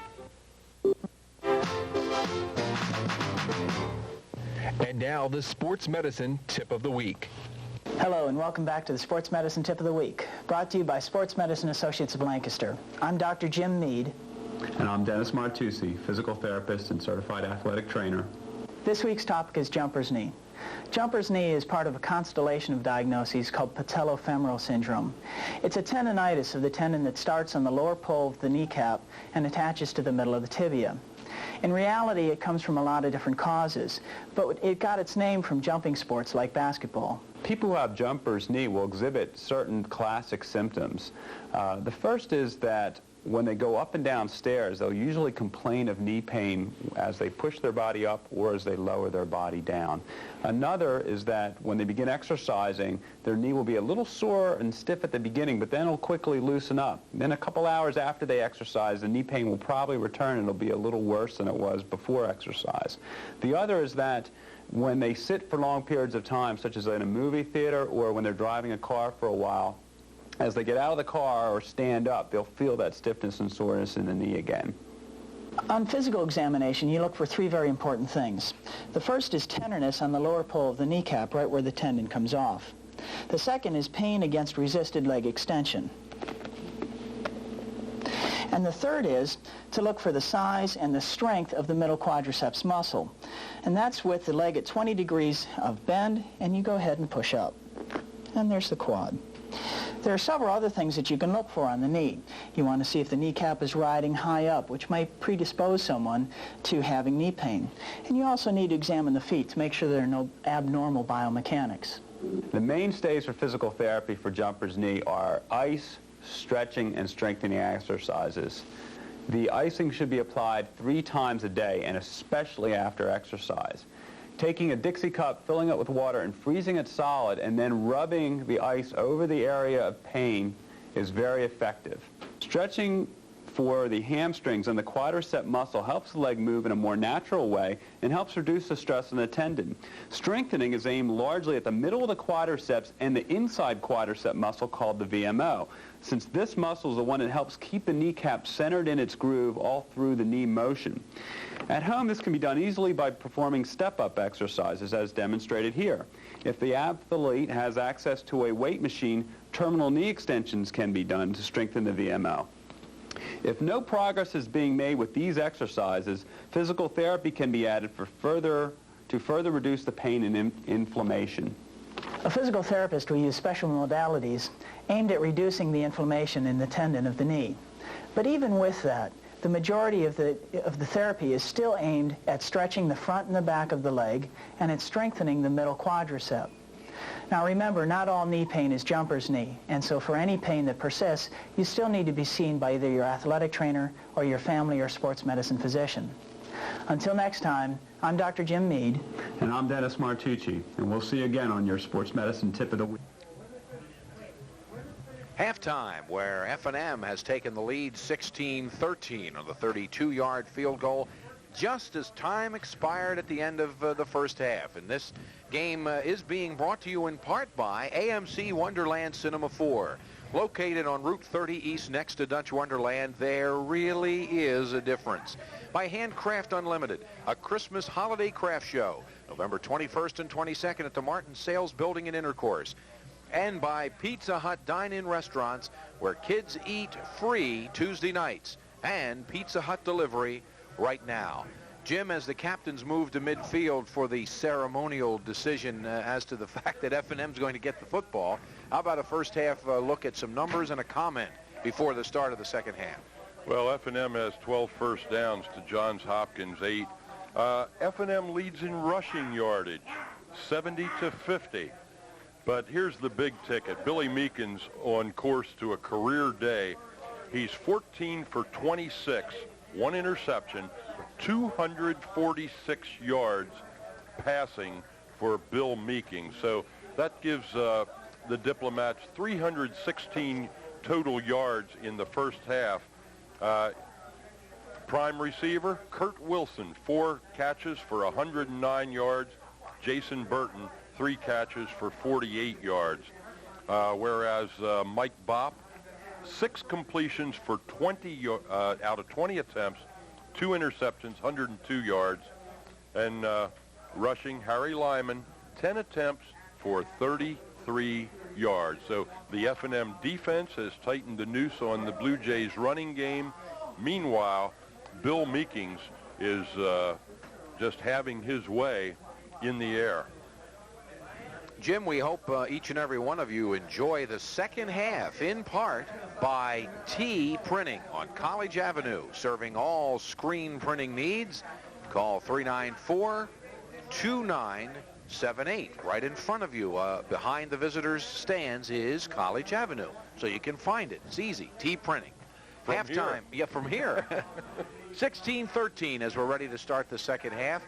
You know, the interesting thing is, as dominant as F&M is in the stats and as great a day as Bill Meekings is having, Johns Hopkins is absolutely in this ball game, and you can bet Tom Gilberg has reminded his charges of that. Well, Riznichok returns the kick. Now, it popped loose, but he had already hit the ground, and that's where the Diplomats take over their own 25-yard line. Riznichok with a 10-yard run back. And will be in the starting backfield, joining Bill Meekings and fullback Jason Burton. Burton, I guess it is, not Bertone. Jason Burton. Wide is Kraft and Cordellino.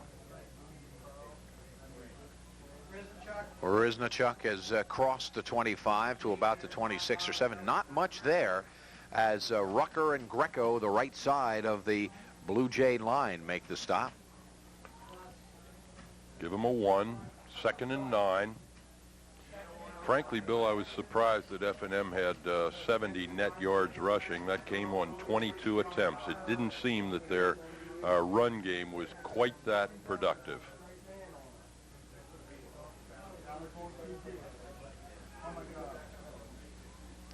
Meekings, and he's going to take off. Needs a block, and Burton gives him one, so he gets 5 more yards to the 35, and on that scramble, he's close to a first down. Close to a first down, just depending on the spot. Left foot or right foot? Looks like he got a right foot spot.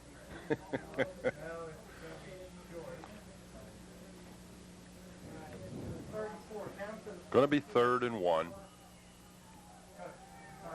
But now F&M adding a new dimension to the offense, and that's Meekings rolling out and running.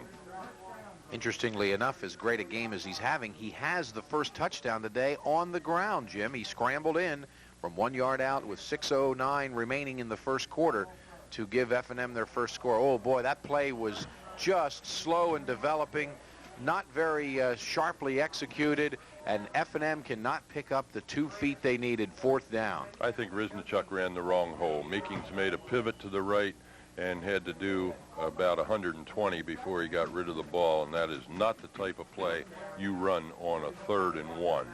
So back to kick is Meekings.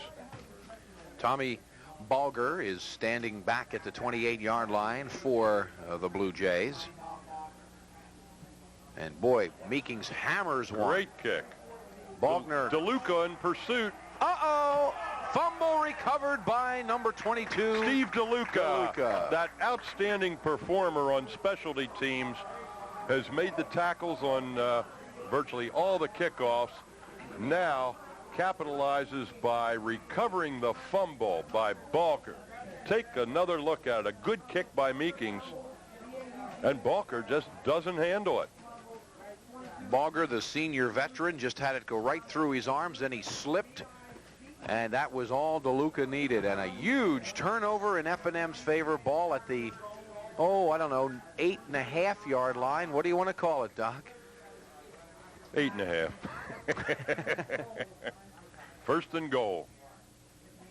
So after missing on the 3rd and short, Meekings has it right back. Here's that quarterback keeper down to the 3-yard line. Rucker makes the stop. They fake the dive to the fullback, and Meekings turns it up inside. Ball spotted at the 3.5. 16-13, F&M leading, but it is a very precarious lead, and now Meekings hoping to add to the lead early in the second half after that fumbled punt by Bogner. Risnichuk maybe to the 2. Really strong defense put up by Johns Hopkins. That's Jelani Rucker in on that tackle. He's a good one. They haven't been able to move him off the line of scrimmage, Bill. You run at him, but you don't move him. Kevin Greco also in on the play. Greco and Rucker are both sophomores. They'll be around for quite a while. 220 and 230 respectively. Third and goal from the 2. Burton. I think he's in. He got it. He is in. One official down at the bottom of your screen signifies touchdown, and so F&M takes it. Pretty good job by the left side of the F&M line. DeJohn, the center, Ambrogno, the guard, Williams, the tackle, Surtz at tackle, Welling at tackle. Good job. And the Dips punch it in on third down. Going to call it a 1-yard run for Burton. So that is the third F&M 1-yard touchdown run today. And Schropp once again adds the extra point. So Schropp is warming to the occasion. He now has a couple of extra points and the 32-yard field goal. So F&M has a Meekings 1-yard run, a Quinn 1-yard run, and a Burton 1-yard run, and a Schropp 32-yard field goal. And they lead the Johns Hopkins Blue Jays 23-13, but a lot of football to go from Williamson. Turnovers have caused Johns Hopkins to give up virtually 2 touchdowns here. The first touchdown by Franklin and Marshall came after an interception, and now this one comes after the fumbled punt. So you take the turnovers away, and you can take about 13 points off the scoreboard. A couple of congratulatory comments need to go out right here to some F&M athletes. In general, the field hockey team won their first round NCAA playoff game over Eastern Mennonite 2-zip. And congratulations to Steve Monaco, who won the individual championship in the Middle Atlantic Conference cross-country meet. And Steve won it, first F&M runner to do so since 1977. So congratulations to Steve and to the field hockey team. And right now the football team doing the school proud. Ball picked up by Sarge. Picks up about 10 yards on the run back to the Johns Hopkins 40. You know, I'm wondering, Schropp kicks the extra points, kicks the field goals, gets a pretty healthy foot into it. Yet the Diplomats continue to kick off short with Carlin. Well, here's Bob, who did not have a very impressive first half, yet he had his team right in the ball game at halftime, but fell a little bit more behind. Here is our second look out of the backfield at John Killer, and John hasn't had a very good day of it. He is about -7 yards now for the afternoon on another loss. From behind, Killer dragged to the ground at the 37-yard line, loss of 3. And Bopp is not shy. He will start loading up the cannon now, I'm sure. Well, they started out the second half the way they started out the game, running that sweep. This time with the fullback. Setting up another screen, complete, and down goes Romagnoli. Another loss of 2 yards on a completed pass. Hilliard is there again, and right now it's still a lot of football to go, but Hilliard is the standout on D, although there's been a lot of good players for Tom Gilberg today. Looked like they were trying to set up a screen to the left, but F&M just wouldn't have anything to do with that and really infiltrated. All the Johns Hopkins blockers were still on their feet at the end of the play. Ball carrier was not on his feet.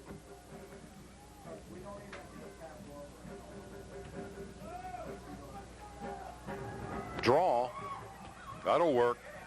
Well, Killer finally gets some plus yardage back to the original line of scrimmage and then some, but short of the Blue Jay first down. Matt Deschamps with the tackle, but that's a good call by Johns Hopkins. They having very limited success passing and running against F&M. Pass rush, as it were. Schropp and Nagel are back for the Diplomats, and that will be Nagel at the 25. Nagel to the 32, and F&M already leading by 10. Back in business right. Whoop. They're saying there's a fumble, but no, the officials do not agree. The ground caused the fumble, so F&M still has the ball. Ball spotted just outside the 35, following the punt. Got another look at it. There's the kick. There's Nagel. Gets a block from Schropp, comes up the middle, and gets dragged down. We don't see the fumble from our vantage point. From the 36-yard line, Meekings will throw, and he's got his fullback, Burton. Nice play, a little play action, and then hits the fullback slipping into the secondary for a quick F&M first down. Into Jay's territory at the 49-yard line. Just a little rollout move by Meekings.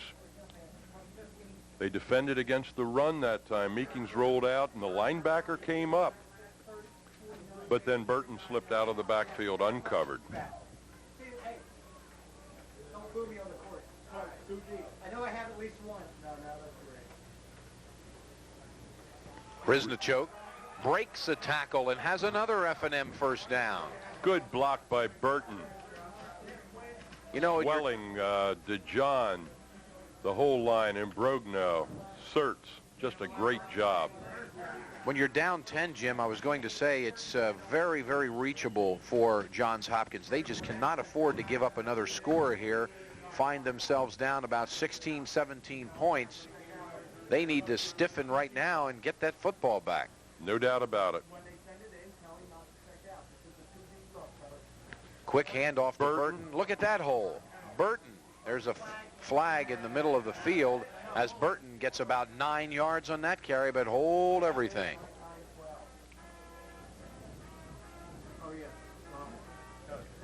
While they're deciding on the holding penalty against F&M, we are going to take a timeout with F&M up by 10. Do-I-do-I-do-I-diddy.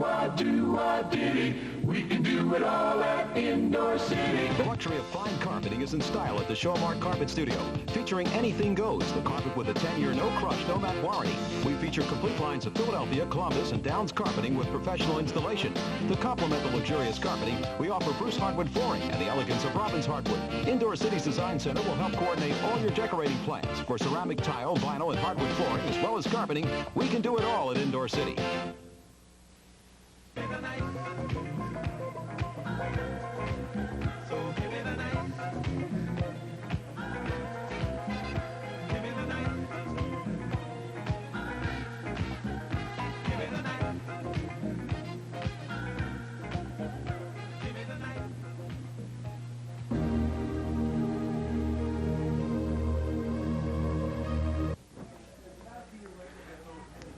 The penalty is accepted by Johns Hopkins, and so F&M is back at the Blue Jay 48-yard line. First down, 20 yards to go.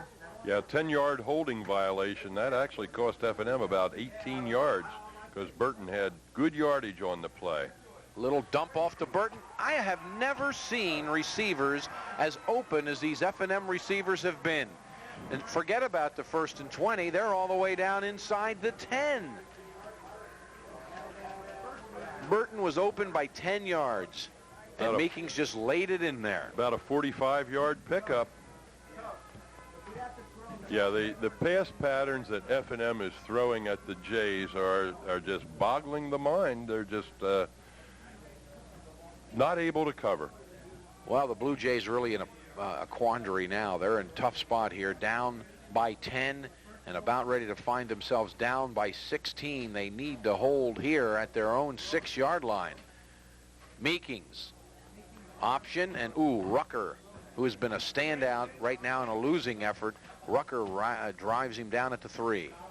Play took a long time to develop. Dan Sertz pulled and got a pretty good block on the Dan Lauer, the outside linebacker, but took Meekings a long time to get to the hole. Going to bring up a 2nd and 3. Call it the 2. 2nd down and goal, and they're going to try Riznichuk, and he's in. Great block by Burton on the outside. Opens a hole for Riznichuk. So with 7:58 still to play in the third, the Diplomats score their 2nd touchdown of this quarter. We've only seen F&M twice this year, but I'm going to tell you, I wonder how anybody beats this team. They clobbered Western Maryland, and they're winning handily here today. Well, they win at home, Bill. I was kidding Dr. Marshall before the game. You know, I said, what do you extra point is wide left, but there's a flag. I was kidding Dr. Marshall. I said, do you rent lousy buses to go to away games? How come they win at home but don't win on the road? And nobody has been able to explain that, none the least of these Tom Gilbert. Well, the tough one was last week when they had a 14-0 lead against the Garnet and then lost that one 28-21. And it's the game that took them out. That's a personal foul call against, offsetting, a pair of personal foul calls, offsetting, and so the extra point is no good. It stands as a kick wide left. So that loss to Swarthmore, taking F&M right out of the hunt for the Centennial Conference last week, that one really hurt the Diplomats. And again, a game that they could have won in control, 14-0 at halftime, and then being defeated 28-21, I believe it was. Lead now here mounting to 16 points. Again, points after, hard to come by. But F&M about to give possession again to Mike Bopp and company. Remember, Meekings had thrown for 246 yards at halftime. He has got to be over 300 yards. That one play alone was over 50. Yeah. So Meekings is over 300 yards, and we are a long way from being over as Killer takes off from the 15-yard line. Out to the 39-yard line is Killer, and that's where the Blue Jays take over. Tackle on the play by Jim Bear. And Johns Hopkins out to their own 38-yard line. Probably see a lot of Buff going to the air now. Bopp did not have a terribly impressive first half where he was, let me find it, 6 for 20 with 2 interceptions. Did throw the touchdown pass to Richards. Lyman on the counter play. Shows you what I know. Lyman runs right away, gets 2 yards, 2nd and 8 from the 40. Lined up in the eye that time with Romanoli, the fullback. Fake to Romanoli. Handed off to Lyman coming back. Now Paul Electronica comes off favoring his left ankle. Replaced by Jason Silverman at the left defensive end spot for the Dips.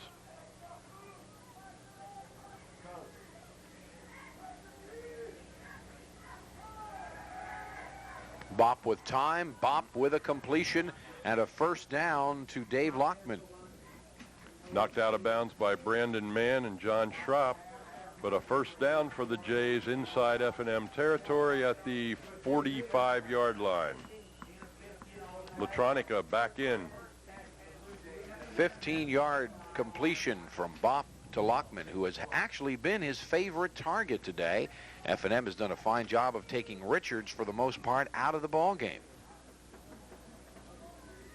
Romanoli on the draw. The big guy to the 40. Give him 5-6 yards on that first down carry. Gregory and Mills in on the tackle. But a nice first down strike brings up a 2nd and 5 at the F&M 40.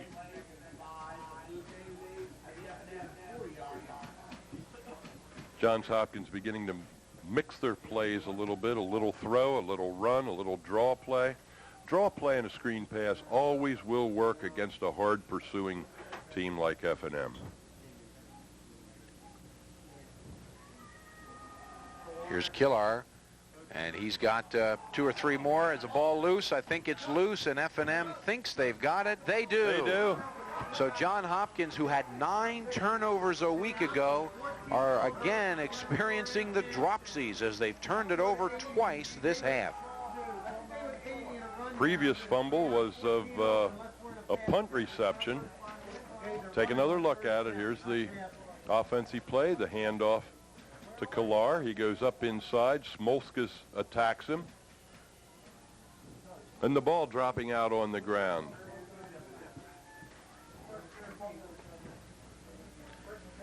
Attar and Quinn are your running backs, and there's Attar with that quick burst up the middle of the 43-yard line. Coach Gilbert continues to alternate his running backs. And we are impressed with the way Mark Attar hits the hole.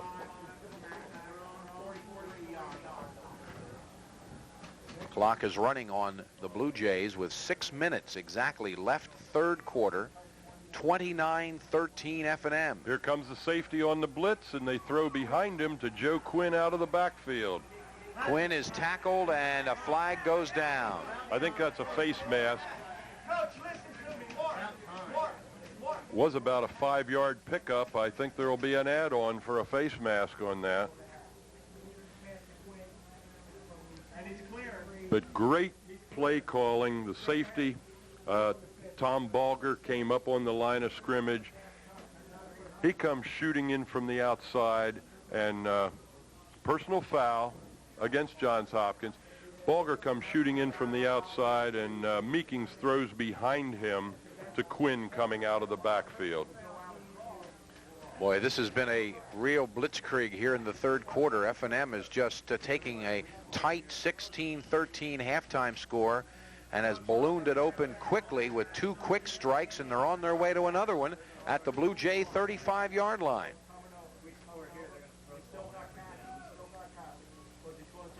Play action on first down. Ooh, look at Carter Bay, and look at the catch by Kappelman. Kappelman goes up in a crowd. You know, Bill, you know how I like linemen. I want to salute Dave Imbrogno that time. Dave pulled out in pass protection and picked up a defender, which allowed Bill Meekings time to wait for Kappelman to clear down deep. So it's the Diplomats now at the Johns Hopkins 12-yard line. What a grab by Eric Kappelman. That ball was thrown behind him and high, and he still makes the grab. Here's Quinn. Quinn bursts through to the 6-yard line. Tommy Spain finally gets a hold of the ankles, and there's a Blue Jay down. We've been blessed without injuries today. Both teams have, but here's our first. It appears to be of the above-average nature.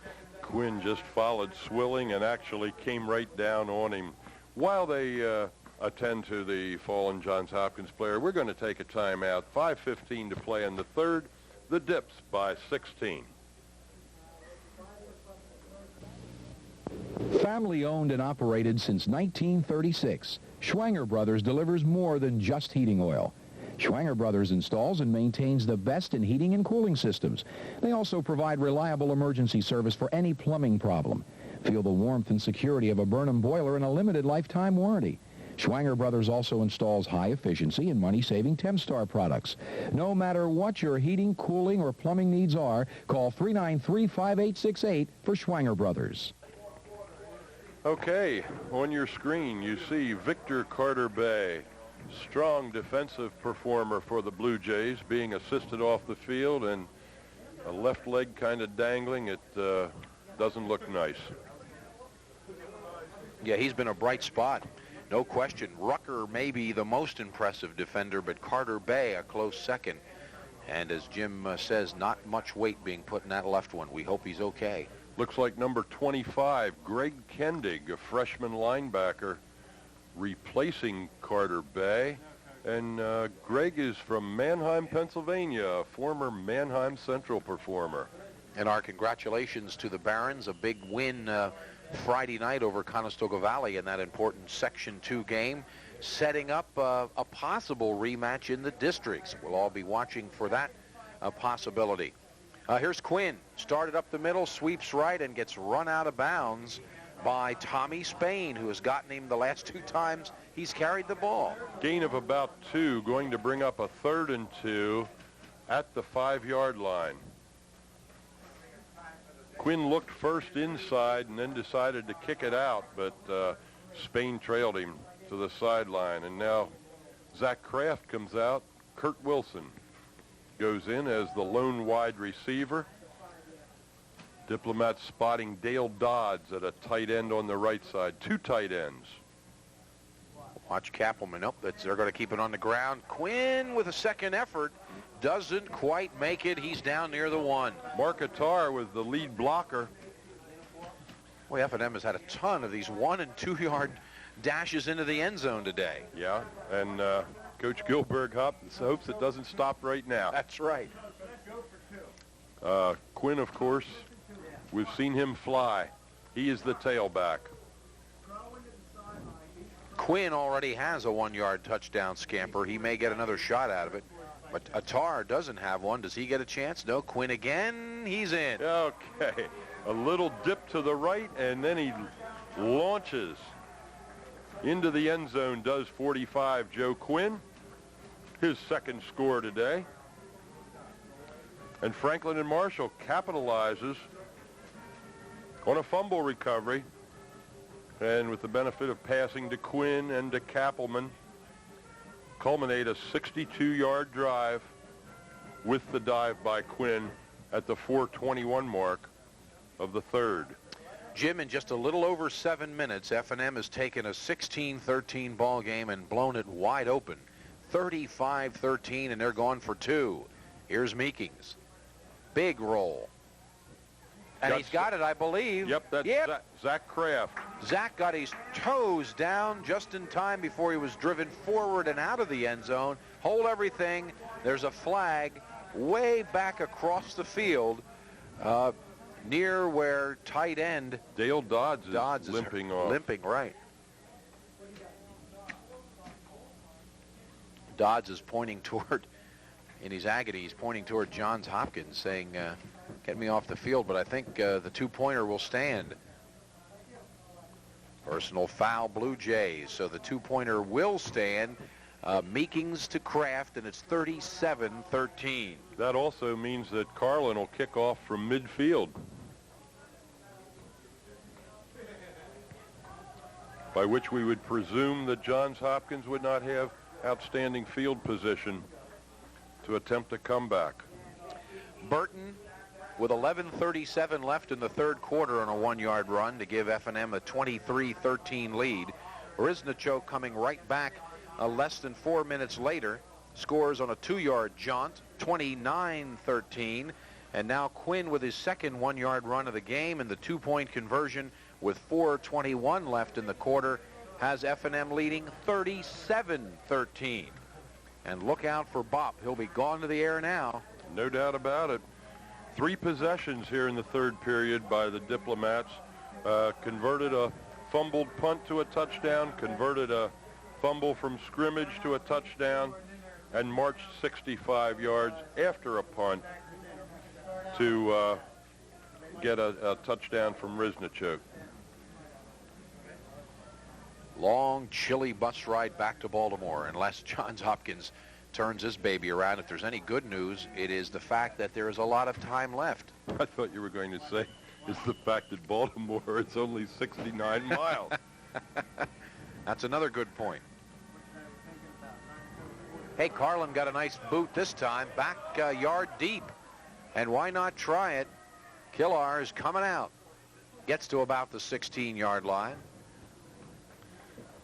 With the advantage of the 15-yard walk-off against Johns Hopkins, Carlin kicked from midfield and put it in the end zone.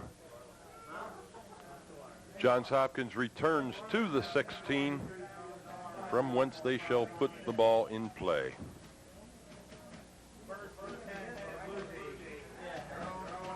Lagos, Gregory, Deschamps, Latronica, the front line. Grasso and Barber in at linebacker. Slipping and falling was Kevin Neal. He just simply went down on his own and was Supposed to be an out pattern, and that's where Bop threw the ball, but Neal had fallen. Neal had fallen, and Schropp accommodatingly fell right on top of him. 2nd and 10. Of course, the bad news here for Johns Hopkins is this stops the clock in that you continue to prolong things a bit by not completing the ball and end up turning it right back to F&M with a lot of time left. Have to complete a couple of these. Oh my, blind side, and blind side. There's a break for the Blue Jays as they are right there to recover, but Deschamps, who has been right there and just missing a couple of times, got a hunk of him that time. Yeah, he came from the backside. Bop never saw him coming and dislodged the ball. This is the problem also. They know they're going to throw the ball, Jim. Yeah, defensive linemen can just pin their ears back and attack. Todd Gregory comes out for a breather, and we'll be looking at Barry Feingold, number 66, at right tackle. 3rd down, 17 yards to go on the sack, and Bop is back again. Deschamps just did get him and almost picked off as Richards couldn't hold on. Grasso almost got a hand on it before it fell to the turf. 4th and 17 from the 10. From the end zone, it's Dan Flynn, presumably to punt. Last home game ever for Matt Deschamps, and he's turning it into a memorable one. Nice punt by Flynn. Nagel at midfield. They got a return. Uh-oh, ball is loose. And F&M is right there. Johnny on the spot. Is that DeLuca again? I'm sure. Yes, it is. 22. Steve DeLuca, that special teams star, recovers the fumble. When things are going right, they go all right. I think it was DeLuca that also leveled one of the Blue Jay players with a tremendous block, and he was just getting himself turned around when the ball popped in his arms. Well, let's see if Meeking plays it a little safe now, up by 24 points. And again, tremendous field position. Here's Quinn sweeping left, and he got a couple of yards, and look who's there again. The man who's been making a lot of these tackles, Jelani Rucker. Help on the play from Bob Gaw. A gain for Quinn of about 4, going to bring 2nd and 6. Wilson and Cardellino alternating at the wide spot. Right now, F&M would like a couple of first downs via the ground attack and use that clock. Whoop. What do we know? Meekings is throwing again, and he's thrown it into the hands of Bobby Gall. Interception. Little bit behind Zach Kraft, and Gall makes the pick.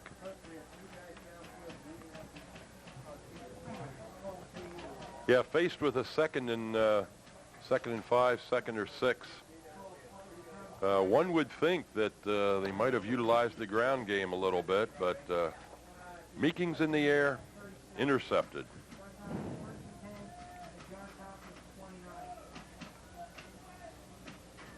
And Bop goes back to throw right away. Tried for Neal, who hadn't quite turned around. Almost had Schropp pick that one off. Looked like a timing play, and the timing was off. Yeah, that both of the last couple passes have looked like a pinball game. Ball just not going where it's supposed to go.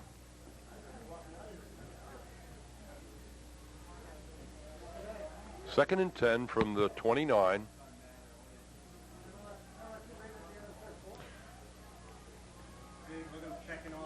Jays down by 24 points. You can bet that Bop will throw. That was an audible at the line of scrimmage as Bop tried for Neal on the other side and overthrows him.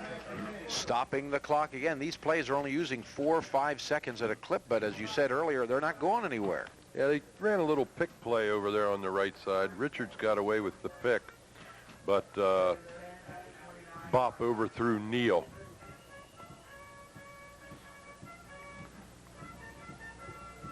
Third and 10. F&M may be dodging a potential problem on the interception if they can stop here. Lyman's going to go in motion toward the top of your screen, and Bop's looking that way, and another ball batted down at the line of scrimmage. Grasso, the linebacker, coming on the blitz, got a hand on it. Greg Grasso, number 44. And guess who had him around the waist as Grasso hit him high? It was Deschamps again who was there. 4th down. Flynn back to kick. Nagel and Schropp deep for the Diplomats. Nice kick. Nagel at the 28. And down he goes as he kind of slips at the 32. I don't know how many punts Danny Flynn has had, probably about a half a dozen of them, but he's doing a pretty good job. He had 4 in the first half, averaging 33.5 yards. Well, at least 2 or 3 here in the third quarter. And now we are down to the minute 59-second mark. F&M 37, Johns Hopkins 13. It has been a 3-touchdown barrage here in the third quarter from Bill Meekings and company, opening up what was a close halftime game. Burton for 4. Tackled by Ed Lenine.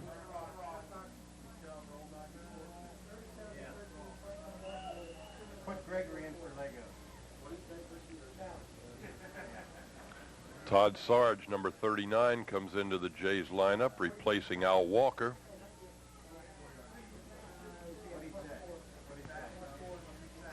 Riznachok is the deep back, and he's got it. Up, and he doesn't have it anymore. F&M has turned it over again. Second straight series that the Diplomats have turned it over.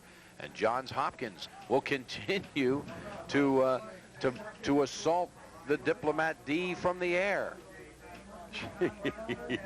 An offense that had been so tight and so productive early on has now become very beneficial to the Blue Jays.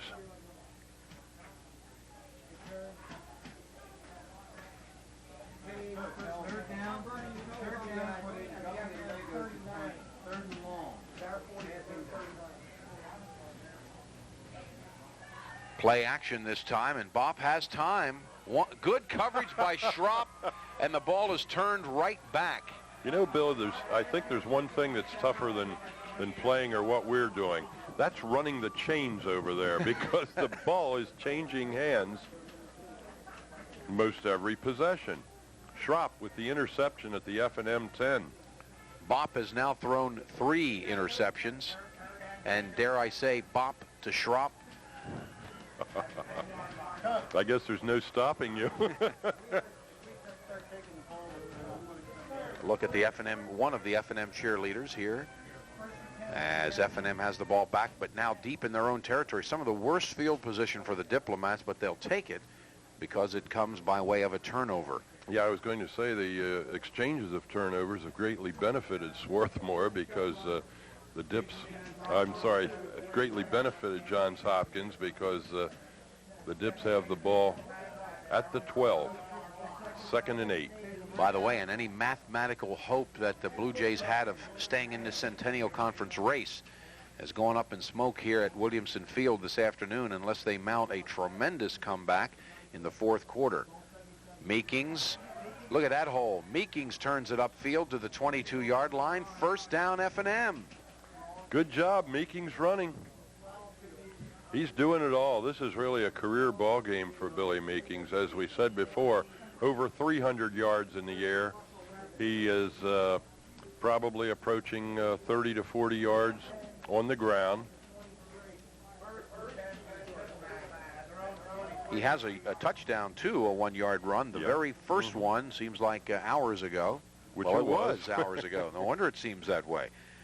Here's Burton again with the final play of the third quarter, getting out to the 25-yard line. And that will do it for period number 3. And what a giant quarter it was for F&M. 3 scores in the period.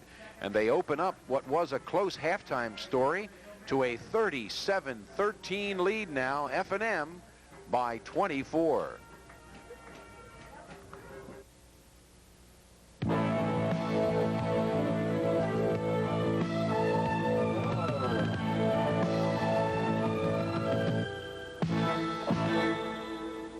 Palmer Business Institute is a local school where individual students have opportunities to grow into brighter futures. Our goal-oriented programs include secretarial, business management, and accounting. I learned from professionals at Palmer School.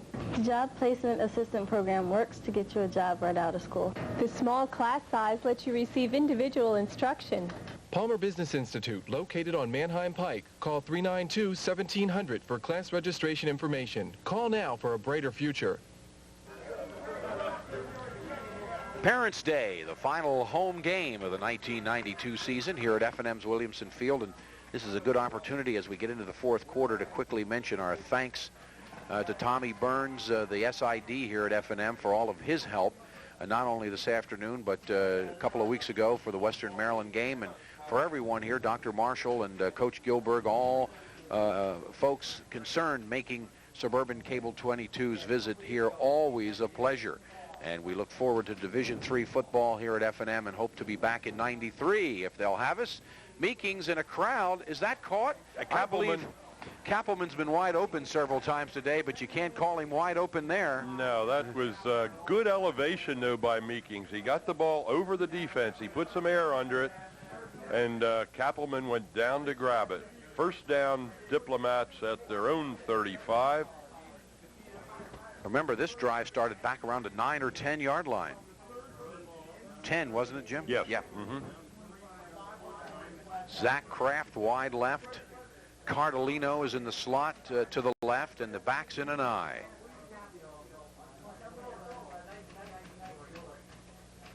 Riznichuk, and he's got it to the 37-yard line, maybe 2. And see, this is what F&M hopes to do now. Get the ground game going, let the clock work in their favor, string a few first downs together. If you watch Riznichuk on that carry, he had both arms around the ball. He didn't want it popped out like he had on his previous carry, which resulted in a turnover. Played a minute of this final quarter, and obviously Johns Hopkins can't do a thing about their 24-point deficit without the football. Here's Burton, and he only gets a yard. Yeah, we've seen Markatar with Quinn, with Riznichuk. We've seen Burton with Riznichuk and Quinn. 2 complete sets of running backs, which Coach Gilberg uses interchangeably. Well, now, 3rd down and 7. Will Meekings go to the air to try to pick it up? Doc is nodding favorably, and you're right, straight drop back, and look out. Under pressure, thrown behind the intended receiver, Cardellino, and almost picked off. 4th down. Yeah, that wasn't a real good throw by Billy. Way behind Cardellino, and fortunate it wasn't picked off. So now Meekings will have an opportunity to punt to Tom Balger, who the last time Meekings punted, Balger coughed up the ball. He's a senior co-captain, and that's one of those things that I'm sure Tommy would like to have back. He's probably caught those punts 1,000 times, as he just did there. But that one earlier in this half just went right through the hands and led to an F&M score. David Moline, number 37, down on the tackle. And it'll be the Jays' ball at their own 38-yard line. Real tough spot for the sophomore quarterback Mike Bopp to be in. He has a propensity to throw interceptions. He has 14 of them on the year, and all of Williamson Field knows he's going to be throwing the ball. So it's going to be tough for Mike here in this situation, and he is back to throw over the middle, and I believe, nope, Lyman had it and couldn't hold on. A low throw, but catchable. Incomplete. Latronica, Deschamps, Gregory, and Feingold, the front 4 for the Diplomats. Barber, Mills, Pike. Can't identify the other linebacker. There's always 4. That's Hilliard.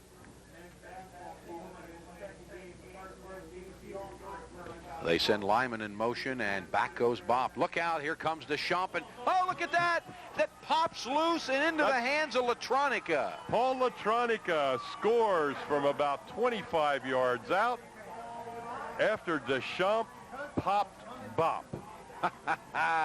And I tell you, Matt Deschamps deserves a ton of credit as he has continued to put pressure on. Watch the ball pop into the hands of Latronica. There's Deschamps, and there's Latronica. What are we calling it? 30. 30-yard return. touchdown run by Paul Latronica. That, ladies and gentlemen, has turned this game into a rout, officially. Deschamps jars it loose. Latronica takes off, and it is now a 43-13 ball game. Who's doing the kicking here? Looks like Chris Clark, a senior offensive lineman. Out of Trophy Club, Texas. And I believe he's got it. All right. You got it. A senior on his final home appearance pounds home the extra point, Clark.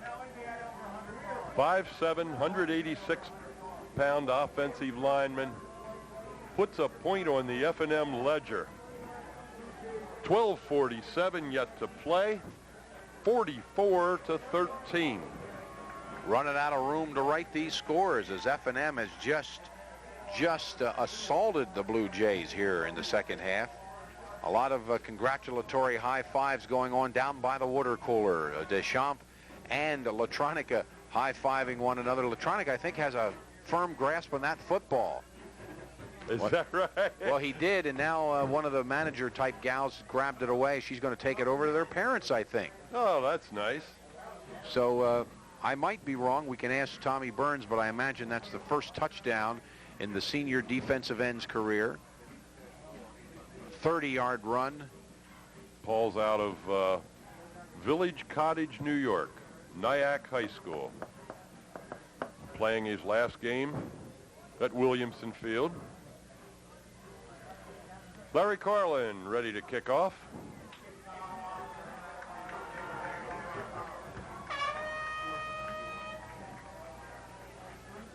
And the official is looking for the ball, Bill. They need to keep a ball on the sidelines, and I don't think they'll find it. Well, they got another one out of the bag. I think Latronica took the air out of that one.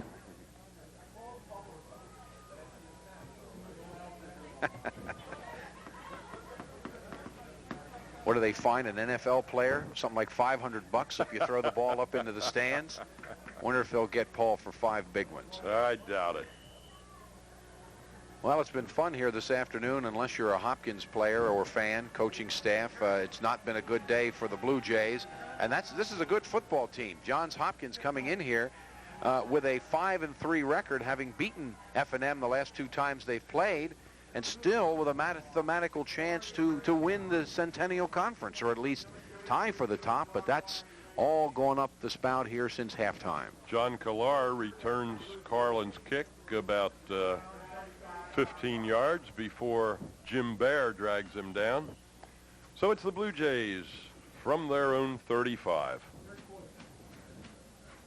Now we got some third quarter numbers, and look at Meekings. 18 for 31, 333 yards. Hard to believe he has not thrown a touchdown pass.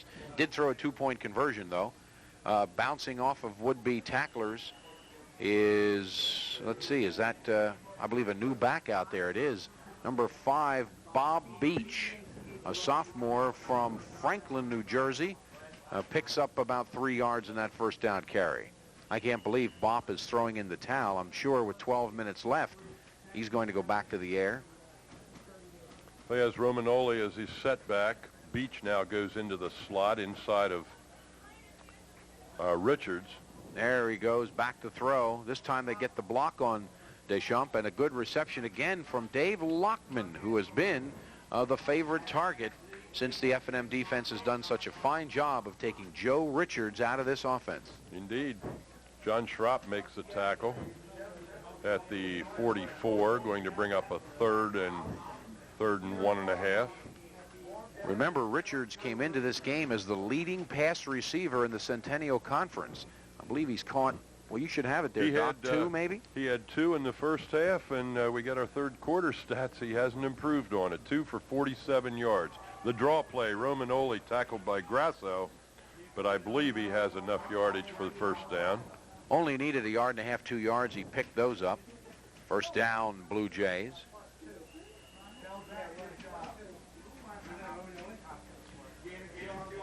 Bear in mind that Harry Lyman averaging 5 yards a carry coming into the game, 11 carries for 35 yards.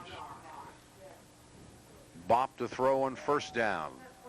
And that is almost picked off. It looked like Lockman went inside. The throw went outside, and Schropp over there made a diving attempt, incomplete. There's a look at the beleaguered Mike Bop, who will remember this day for a while.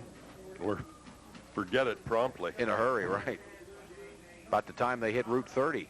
Yep.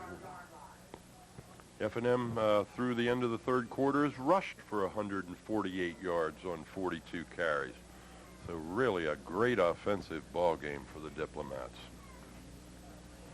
They're coming after Bop again, and Deschamps's got an arm, but that was all.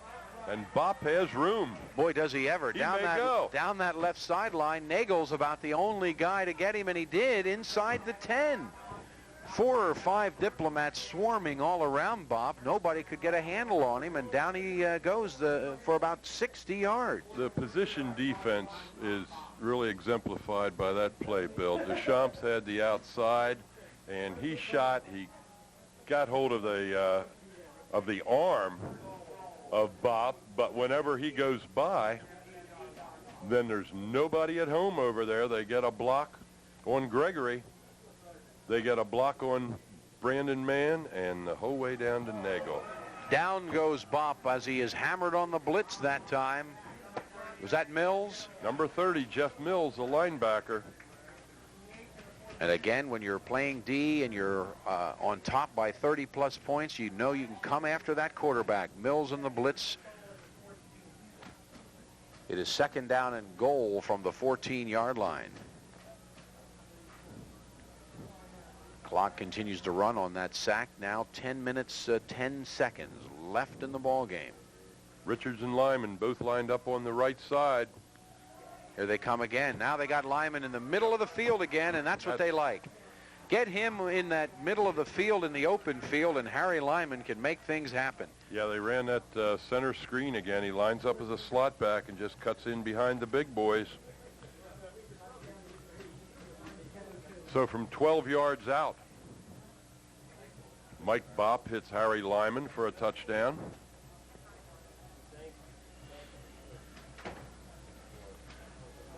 And now I would believe that the Jays are going to go for 2 here. Scoreboard stands at 44-19. What a wild game, huh? Yeah. We have now had 63 points scored in this game, and we still have 10 minutes to go. Romanoli, the setback. Look out. That's intercepted. Deschamps. Uh-oh. Deschamps, who's had a... Oh, they got him by the... I was going to say, what a fitting ending for Deschamps, who's had a great ball game. There's a flag down across the way in the area where there may have been an illegal block after that pickoff by Deschamps.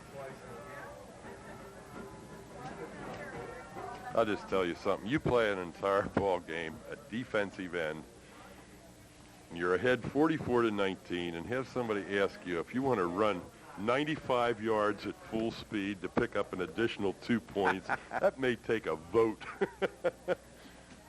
Here's Bop to Lyman, and he's in. Smolskas with token contact. Well, there is holding on the Blue Jays, and the question is, when did the holding penalty occur? Will F&M get another shot at this 2-point conversion? Or I should say, will the holding was on F&M. Let me back it up a minute. And will Johns Hopkins get another shot at the 2-point conversion? If the holding was after the change of possession, we just have a dead ball situation, I'm sure. That cannot relate back to a possession by Johns Hopkins. Should not. Though the defensive team for F&M remains on the field. Okay, I think it's settled. I think it's all coming back. The PAT is no good. Johns Hopkins will kick off. Seems like a lot of discussion for that. Yeah. But that's the decision. F&M 44, Johns Hopkins 19 now on the 12-yard toss from Bopp to Lyman.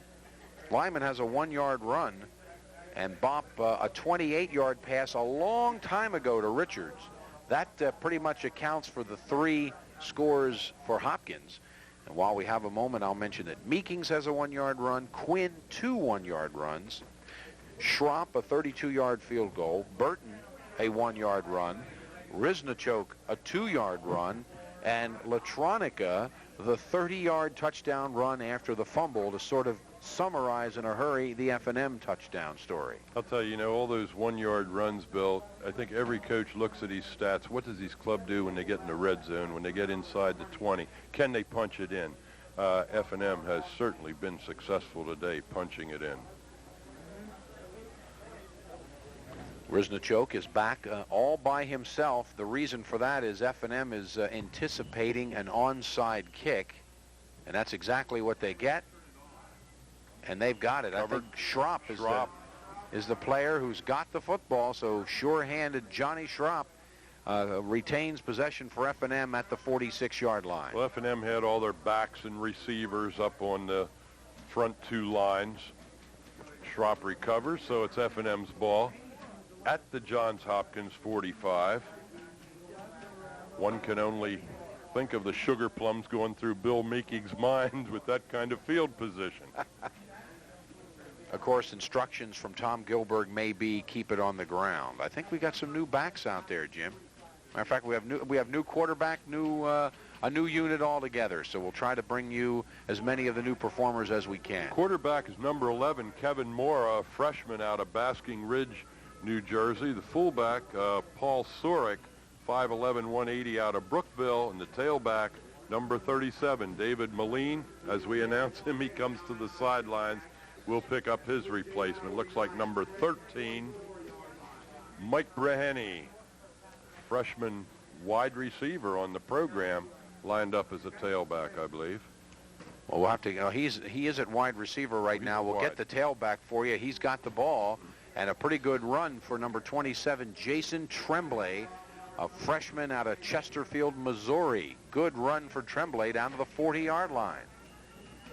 Missouri and Texas. What a recruiting job this Tom Gilberg has done. 3rd down 4 for the Diplomats. The clock is working in their favor. Under 9 minutes and running. F&M would love to pick up a first down here and run off some more of that clock before turning it back to Mike Bopp and the Blue Jays.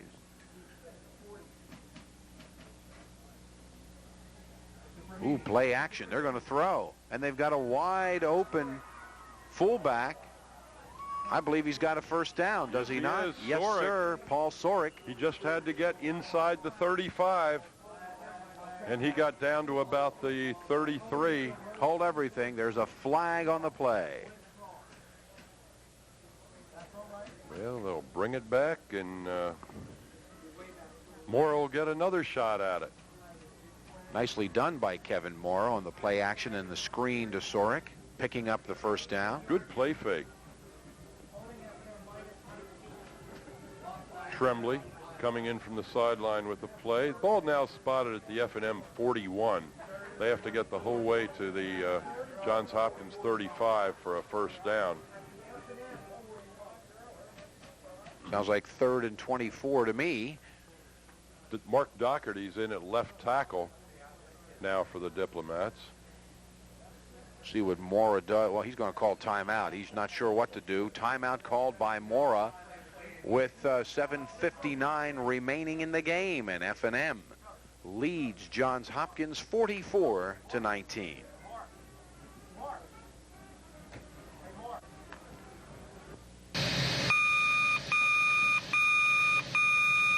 This is the only thing that's going to wake you if you have a fire in your house at night.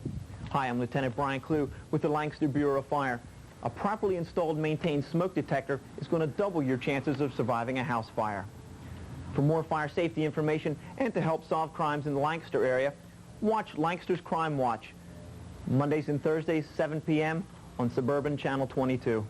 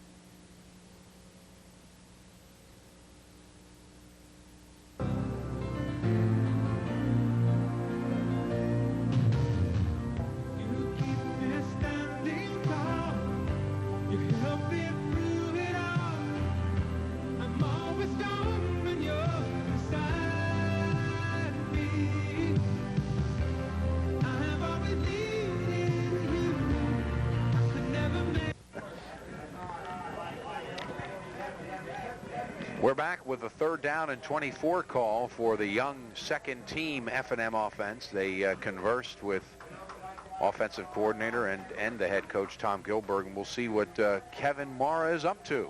What would you call in this situation, Bill? I'd keep it on the ground. Or something safe. Play action, and look out, that's going to be safe. Mara could be in trouble. But look at that, he gets away. It's complete. Or no, he stepped out of bounds. What a crazy play. Oh, stepping out of bounds stops the clock. That doesn't help F&M at all, does it? 7:48 to play. Ball's going to be spotted at the 34-yard line, and F&M will have to punt. Billy Meekings comes on the field. Well, the good thing about that play is that Mara really did get away from a lot of trouble. 2 Johns Hopkins players hanging all over him. Mara got out of that mess, managed to complete the pass on a deflection, but stepped out of bounds prior to that. Meekings booms another one back to, once again, to Balger. Moline with the tackle, and a flag goes down. Good downfield pursuit by Moline, accompanied by Richard Shadle.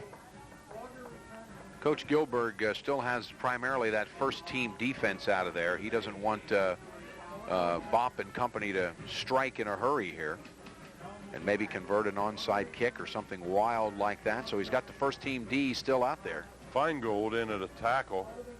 Grasso in at linebacker. About the only changes from the defense that we saw about 3 hours ago. Greg Barber, number 1, goes on for the Diplomats. As you can see, the J.C. Snavely and Sons scoreboard, F&M 44, Johns Hopkins 19. Since 1878, Snavely's is the place of choice for all your home remodeling decisions. 1st and 10 for the Jays at their own 21. Want to bet there's a pass coming here, Doc? Yeah, Bopp is back to throw. And is that Lyman? Yes. Yep. Lyman out at the 31 is going to be about a yard short of a first down, but a nice diving reception. I think they got a real nice ball player in this freshman, Harry Lyman. No doubt about it. Harry's a hometown boy from City College in Baltimore. I believe that one's just off the fingertips and incomplete, intended for Richards, who's just had one of those afternoons. Thanks in great part to the F&M defense. Yeah, I think defense did a real good job containing Richards today, and for that matter, containing Lyman on the ground. Defensively for the Diplomats, Vince Harper in a D-back, joined by Doug Islander. Yeah, there are a number of other young men in there on defense, as surprisingly the Blue Jays keep it on the ground as Romagnoli picks up the first down on 3rd and 1, but they're hustling without a huddle. Gritzmacher and Riley. Got to give them credit. They're still, what's the matter? Oh, they got to set the sticks. Gritzmacher and Riley in the defensive line, along with Jason Silverman. Got to give these Blue Jays credit. You can bet they still expect to have a shot at winning this game. They are not rolling over yet, and there's another first down, and Richards is back in business with his 3rd pass reception, first since the first half. Paul Grossberg, freshman, also in that defensive line. These plays are only taking somewhere in the neighborhood of 6, 8, 10 seconds. Bopp is really getting, there's number 90 on his first reception, Matt Luciano, tight end. I'll tell you, they're moving the sticks, or the Johns Hopkins club, as they're down to the F&M 40. And now F&M calls a timeout. That's their 2nd timeout used up here in the last couple of minutes. They want to regroup defensively. Bopp is really coming at him in a hurry, so timeout called by Coach Gilberg.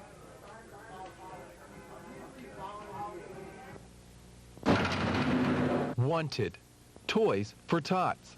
Hi, I'm Ted Darkis with the Boys Club and Girls Club of Lancaster Toys for Tots program. We're asking you to help us collect toys for over 2,000 families in the Lancaster County area.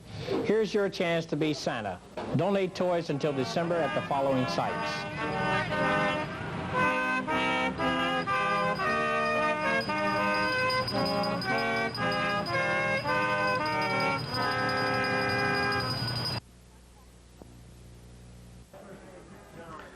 First and 10 for the Blue Jays at the 40-yard line of F&M.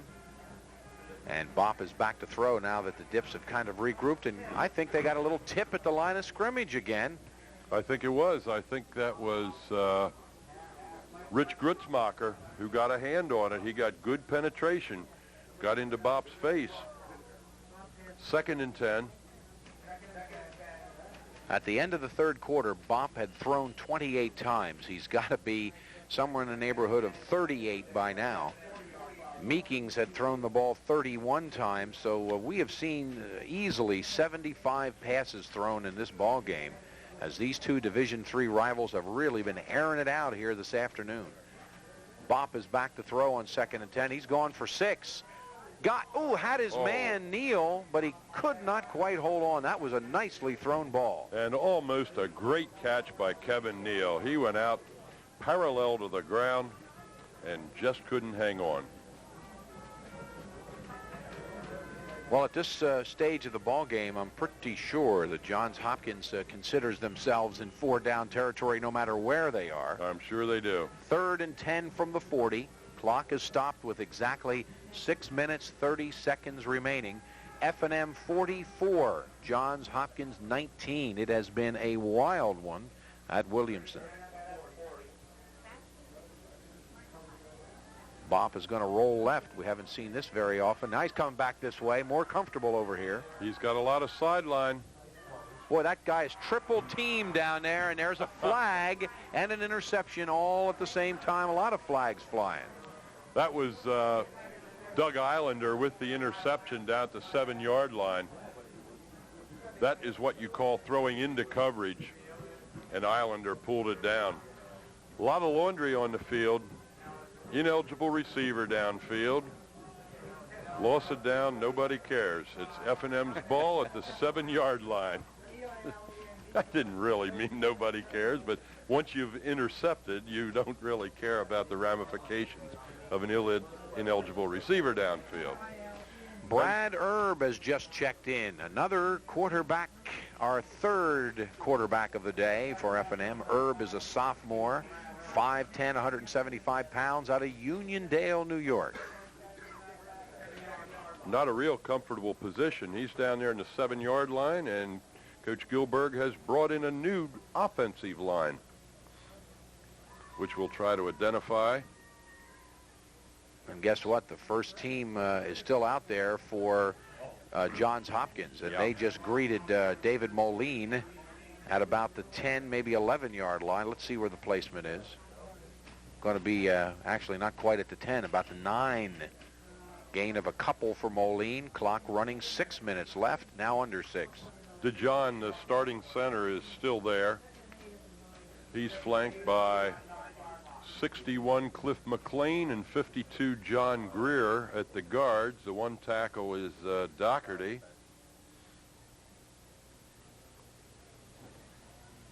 That was number 42, Sorek, the fullback, to about the 12-yard line. So Sorek picks up 3, and it will be 3rd down 5 for the Diplomats at their own 12-yard line.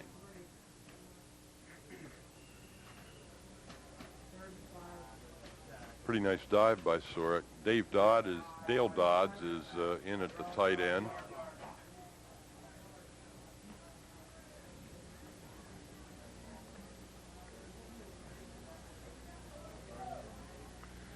And we have Jeff Smith in at a tackle. Here's Erb barking out the 3rd and 5 call out of the I formation. Whoop. I don't know if that was a design quarterback draw or whether it was a messed up play. Either way, he does not have the first down. Close. Gets out to the 15-16, but will fall a yard or 2 short, and it will bring up a punting situation. Meekings is back in to do the punting, and this should set up Tony or Tommy Balger and the Blue Jays in pretty good field position with about 4 minutes left when they get the ball.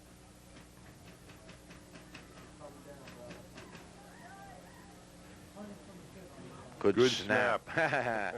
And a good kick from Meekings, and here's Balger, who mishandles another one.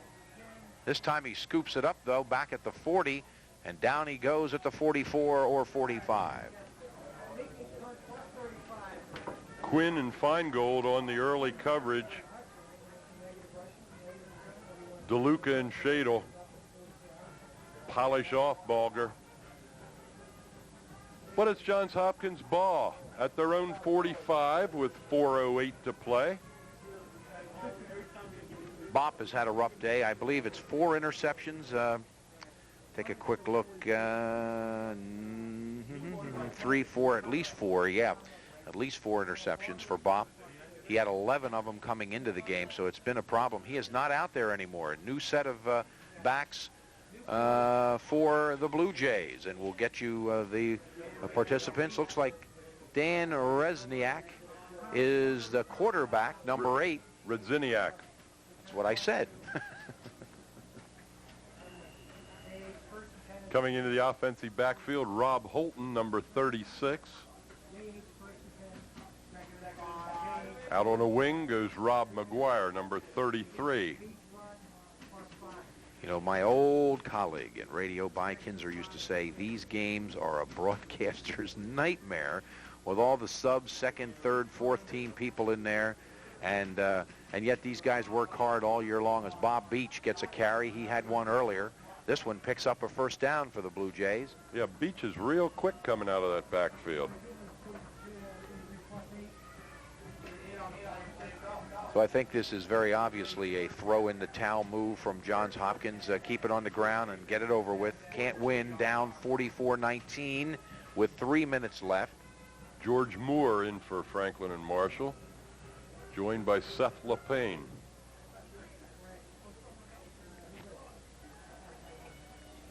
Hey, nicely done. Harper greets the receiver. Looks like number 89 across the way, Mike Downs. Pickup of about 7 for the Blue Jays, down to the F&M 35-yard line. Second down and about 3. Clock continuing to run at the 2:30 mark. Fortunate as the sun is pretty well down by now. And no lights here at F&M. Could get real tough here shortly.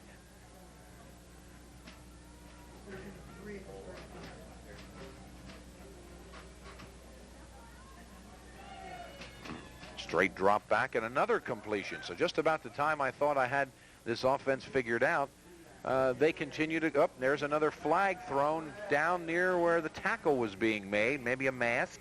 I think that's probably more like a personal foul. Looked like a few too many bodies on the receiver. And Dan Radziniak is doing a nice job throwing the football. Is he ever? Bopp is only a sophomore, Radziniak a freshman, so they got a couple of quarterbacks here to work with for the next couple of years. Now bear in mind that Franklin Marshall has second alignment in there, which do not play the games with their linebackers as the first unit does. There is the fan of the day we get from the truck, Bill. Yeah, I won't touch that one. Ball is inside the 10, first and goal at about the 8-yard line. Clock is running during all this, minute 50 left. Radziniak is going to try to punch it in here for the Blue Jays. He's going to the air, and I believe he's got a touchdown. He sure does. He strikes with Kevin Thomas, a freshman wide receiver who got in front of DeLuca out there. So with minute 40 to go, Johns Hopkins raises the tally to 25 with an 8-yard pass. Credit this second-team offense for Johns Hopkins. They go right down the field and punch a score in with only a minute 40 left. Another look at this nicely thrown ball. Radziniak has been right on the mark. To kick the PAT is Brian Stavridis. And he punches that one through. He's pumped up. Look at him. There's one happy Blue Jay on the way home. 44-26 in a wild one. We've had 70 points scored here this afternoon at Williamson Field. And I think Tom Gilbert's going to say, guys, you got to run it out because we're going to be dark here shortly. We need a first down. He'll admonish his troops, and we got to do it on the ground. That's what Division III football is all about on that extra point. That young man had a lot of fun out there and feels great about that 1 point that he contributed. No doubt about it. He's a junior. Probably has not had all that much opportunity and made the best of it when it was offered. Once again, F&M's home winning streak will be extended. And they here's that onside kick effort again. And, oh, boy, F&M's got it, but did Schropp pay a price? Again, John Schropp catches the ball and gets drilled. But he pops right up. Going to be F&M with possession at the Johns Hopkins 45, mercifully for 1 minute and 38 seconds. We will just, I think, Doc, what we could do here for the folks is do a little wrap-up as we go. Simply tell them, and I'll give you the opportunity in a moment to tell the fans of the kind of day Bill Meekings had. I will only say it was 16-13 at halftime after a couple of one-yard runs and a Schropp 32-yard field goal. That's 16-13 in favor of the Diplomats as quarterback Mora has a little plunge dive for a yard. Then the third quarter was the death knell for Johns Hopkins as F&M scored 3 times in 7 minutes on a Burton run, a Risnochoke run, and a Quinn run, and all of a sudden it was 37-13, and really F&M never looked back. One of the more interesting plays of the day was Latronica's 30-yard scamper after Deschamps clobbered quarterback Bopp. The ball popped loose, and Latronica runs it in from 30 yards out to make it 44-13. And actually now Johns Hopkins has answered with a couple of touchdowns, including one from their second team, but it's obviously too little and too late as Attar carries the ball out of bounds and stopping the clock with 49 seconds left. But, Jim, how about the day for Bill Meekings? Well, Bill Meekings was virtually the show, Bill. The size of the Johns Hopkins defensive contingent somewhat took away the run from Franklin Marshall, and Meekings went to the air. We don't have final statistics. At the end of the third period, he had 333 yards. He has to be very near 400 yards passing for the day, and a lot of the touchdowns that you described in your wrap-up were set up by Bill Meekings' passes. In the second period, he just threw down the field. He hit Cordellino, hit Wilson, hit Kappelman. Wilson had a big day receiving. Again, Quinn and Kappelman on the drive in the third period. Probably the only person that didn't really benefit from the offensive surge today was Zach Kraft, who was closely covered by Johns Hopkins, obviously the target. And so Meekings intelligently spread the ball around with great success. Should be the final play of the game, and it looks like, or unless it was a fumble, which I believe it was, the ball may be changing hands here. Well, the clock's still ticking. Now the official signals to stop it, and it is a turnover, so technically F&M fumbles that ball. It looked like tailback Tremblay never really got a handle on it, and so we're going to have a change of possession here with F&M obviously winning the football game handily and getting ready to travel to Gettysburg next week, and a win there would obviously solidify a 6-4 season. F&M right now 5-4 overall. The total effort here today, F&M offense and defense, so reminiscent of 2 weeks ago when you and I did the game against Western Maryland, where they just took apart the Green Terrors. And we only hope that as they go on the road to Gettysburg next week, that they'll come back with or rather go with a better program than they did last week to Swarthmore. Strangely enough, the Diplomats very strong at home, problems on the road. Well, they just can't seem to get this game over with, as they tried on that ball by Tremblay. He fumbled it. Now on the first play that Johns Hopkins simply wanted to run the clock out, there's a penalty. And, of course, a game can't end on the penalty. So with no time left in the clock, we're going to do it again. 44-26, the story here from Williamson Field. F&M now has broken a couple of streaks here. F&M has finally beaten Johns Hopkins. They had lost to the Blue Jays the last 2 times they played. They also have stopped Johns Hopkins' road streak. The Blue Jays had won 3 games in a row on the road this year. That comes to an end here this afternoon at the hands of Tom Gilbert's Diplomats. Well, from the 38-yard line, and I'm not about to say this is it. The way it's been going, you never know. I'll say it. This is it, Bill. Watch for flags. A draw play. As the game ends at the 45-yard line after F&M destroys Johns Hopkins with an absolutely huge third quarter, winning here at Williamson 44-36. Again, I mentioned earlier in 44-26, I beg your pardon. Thank you, Jim. 44-26.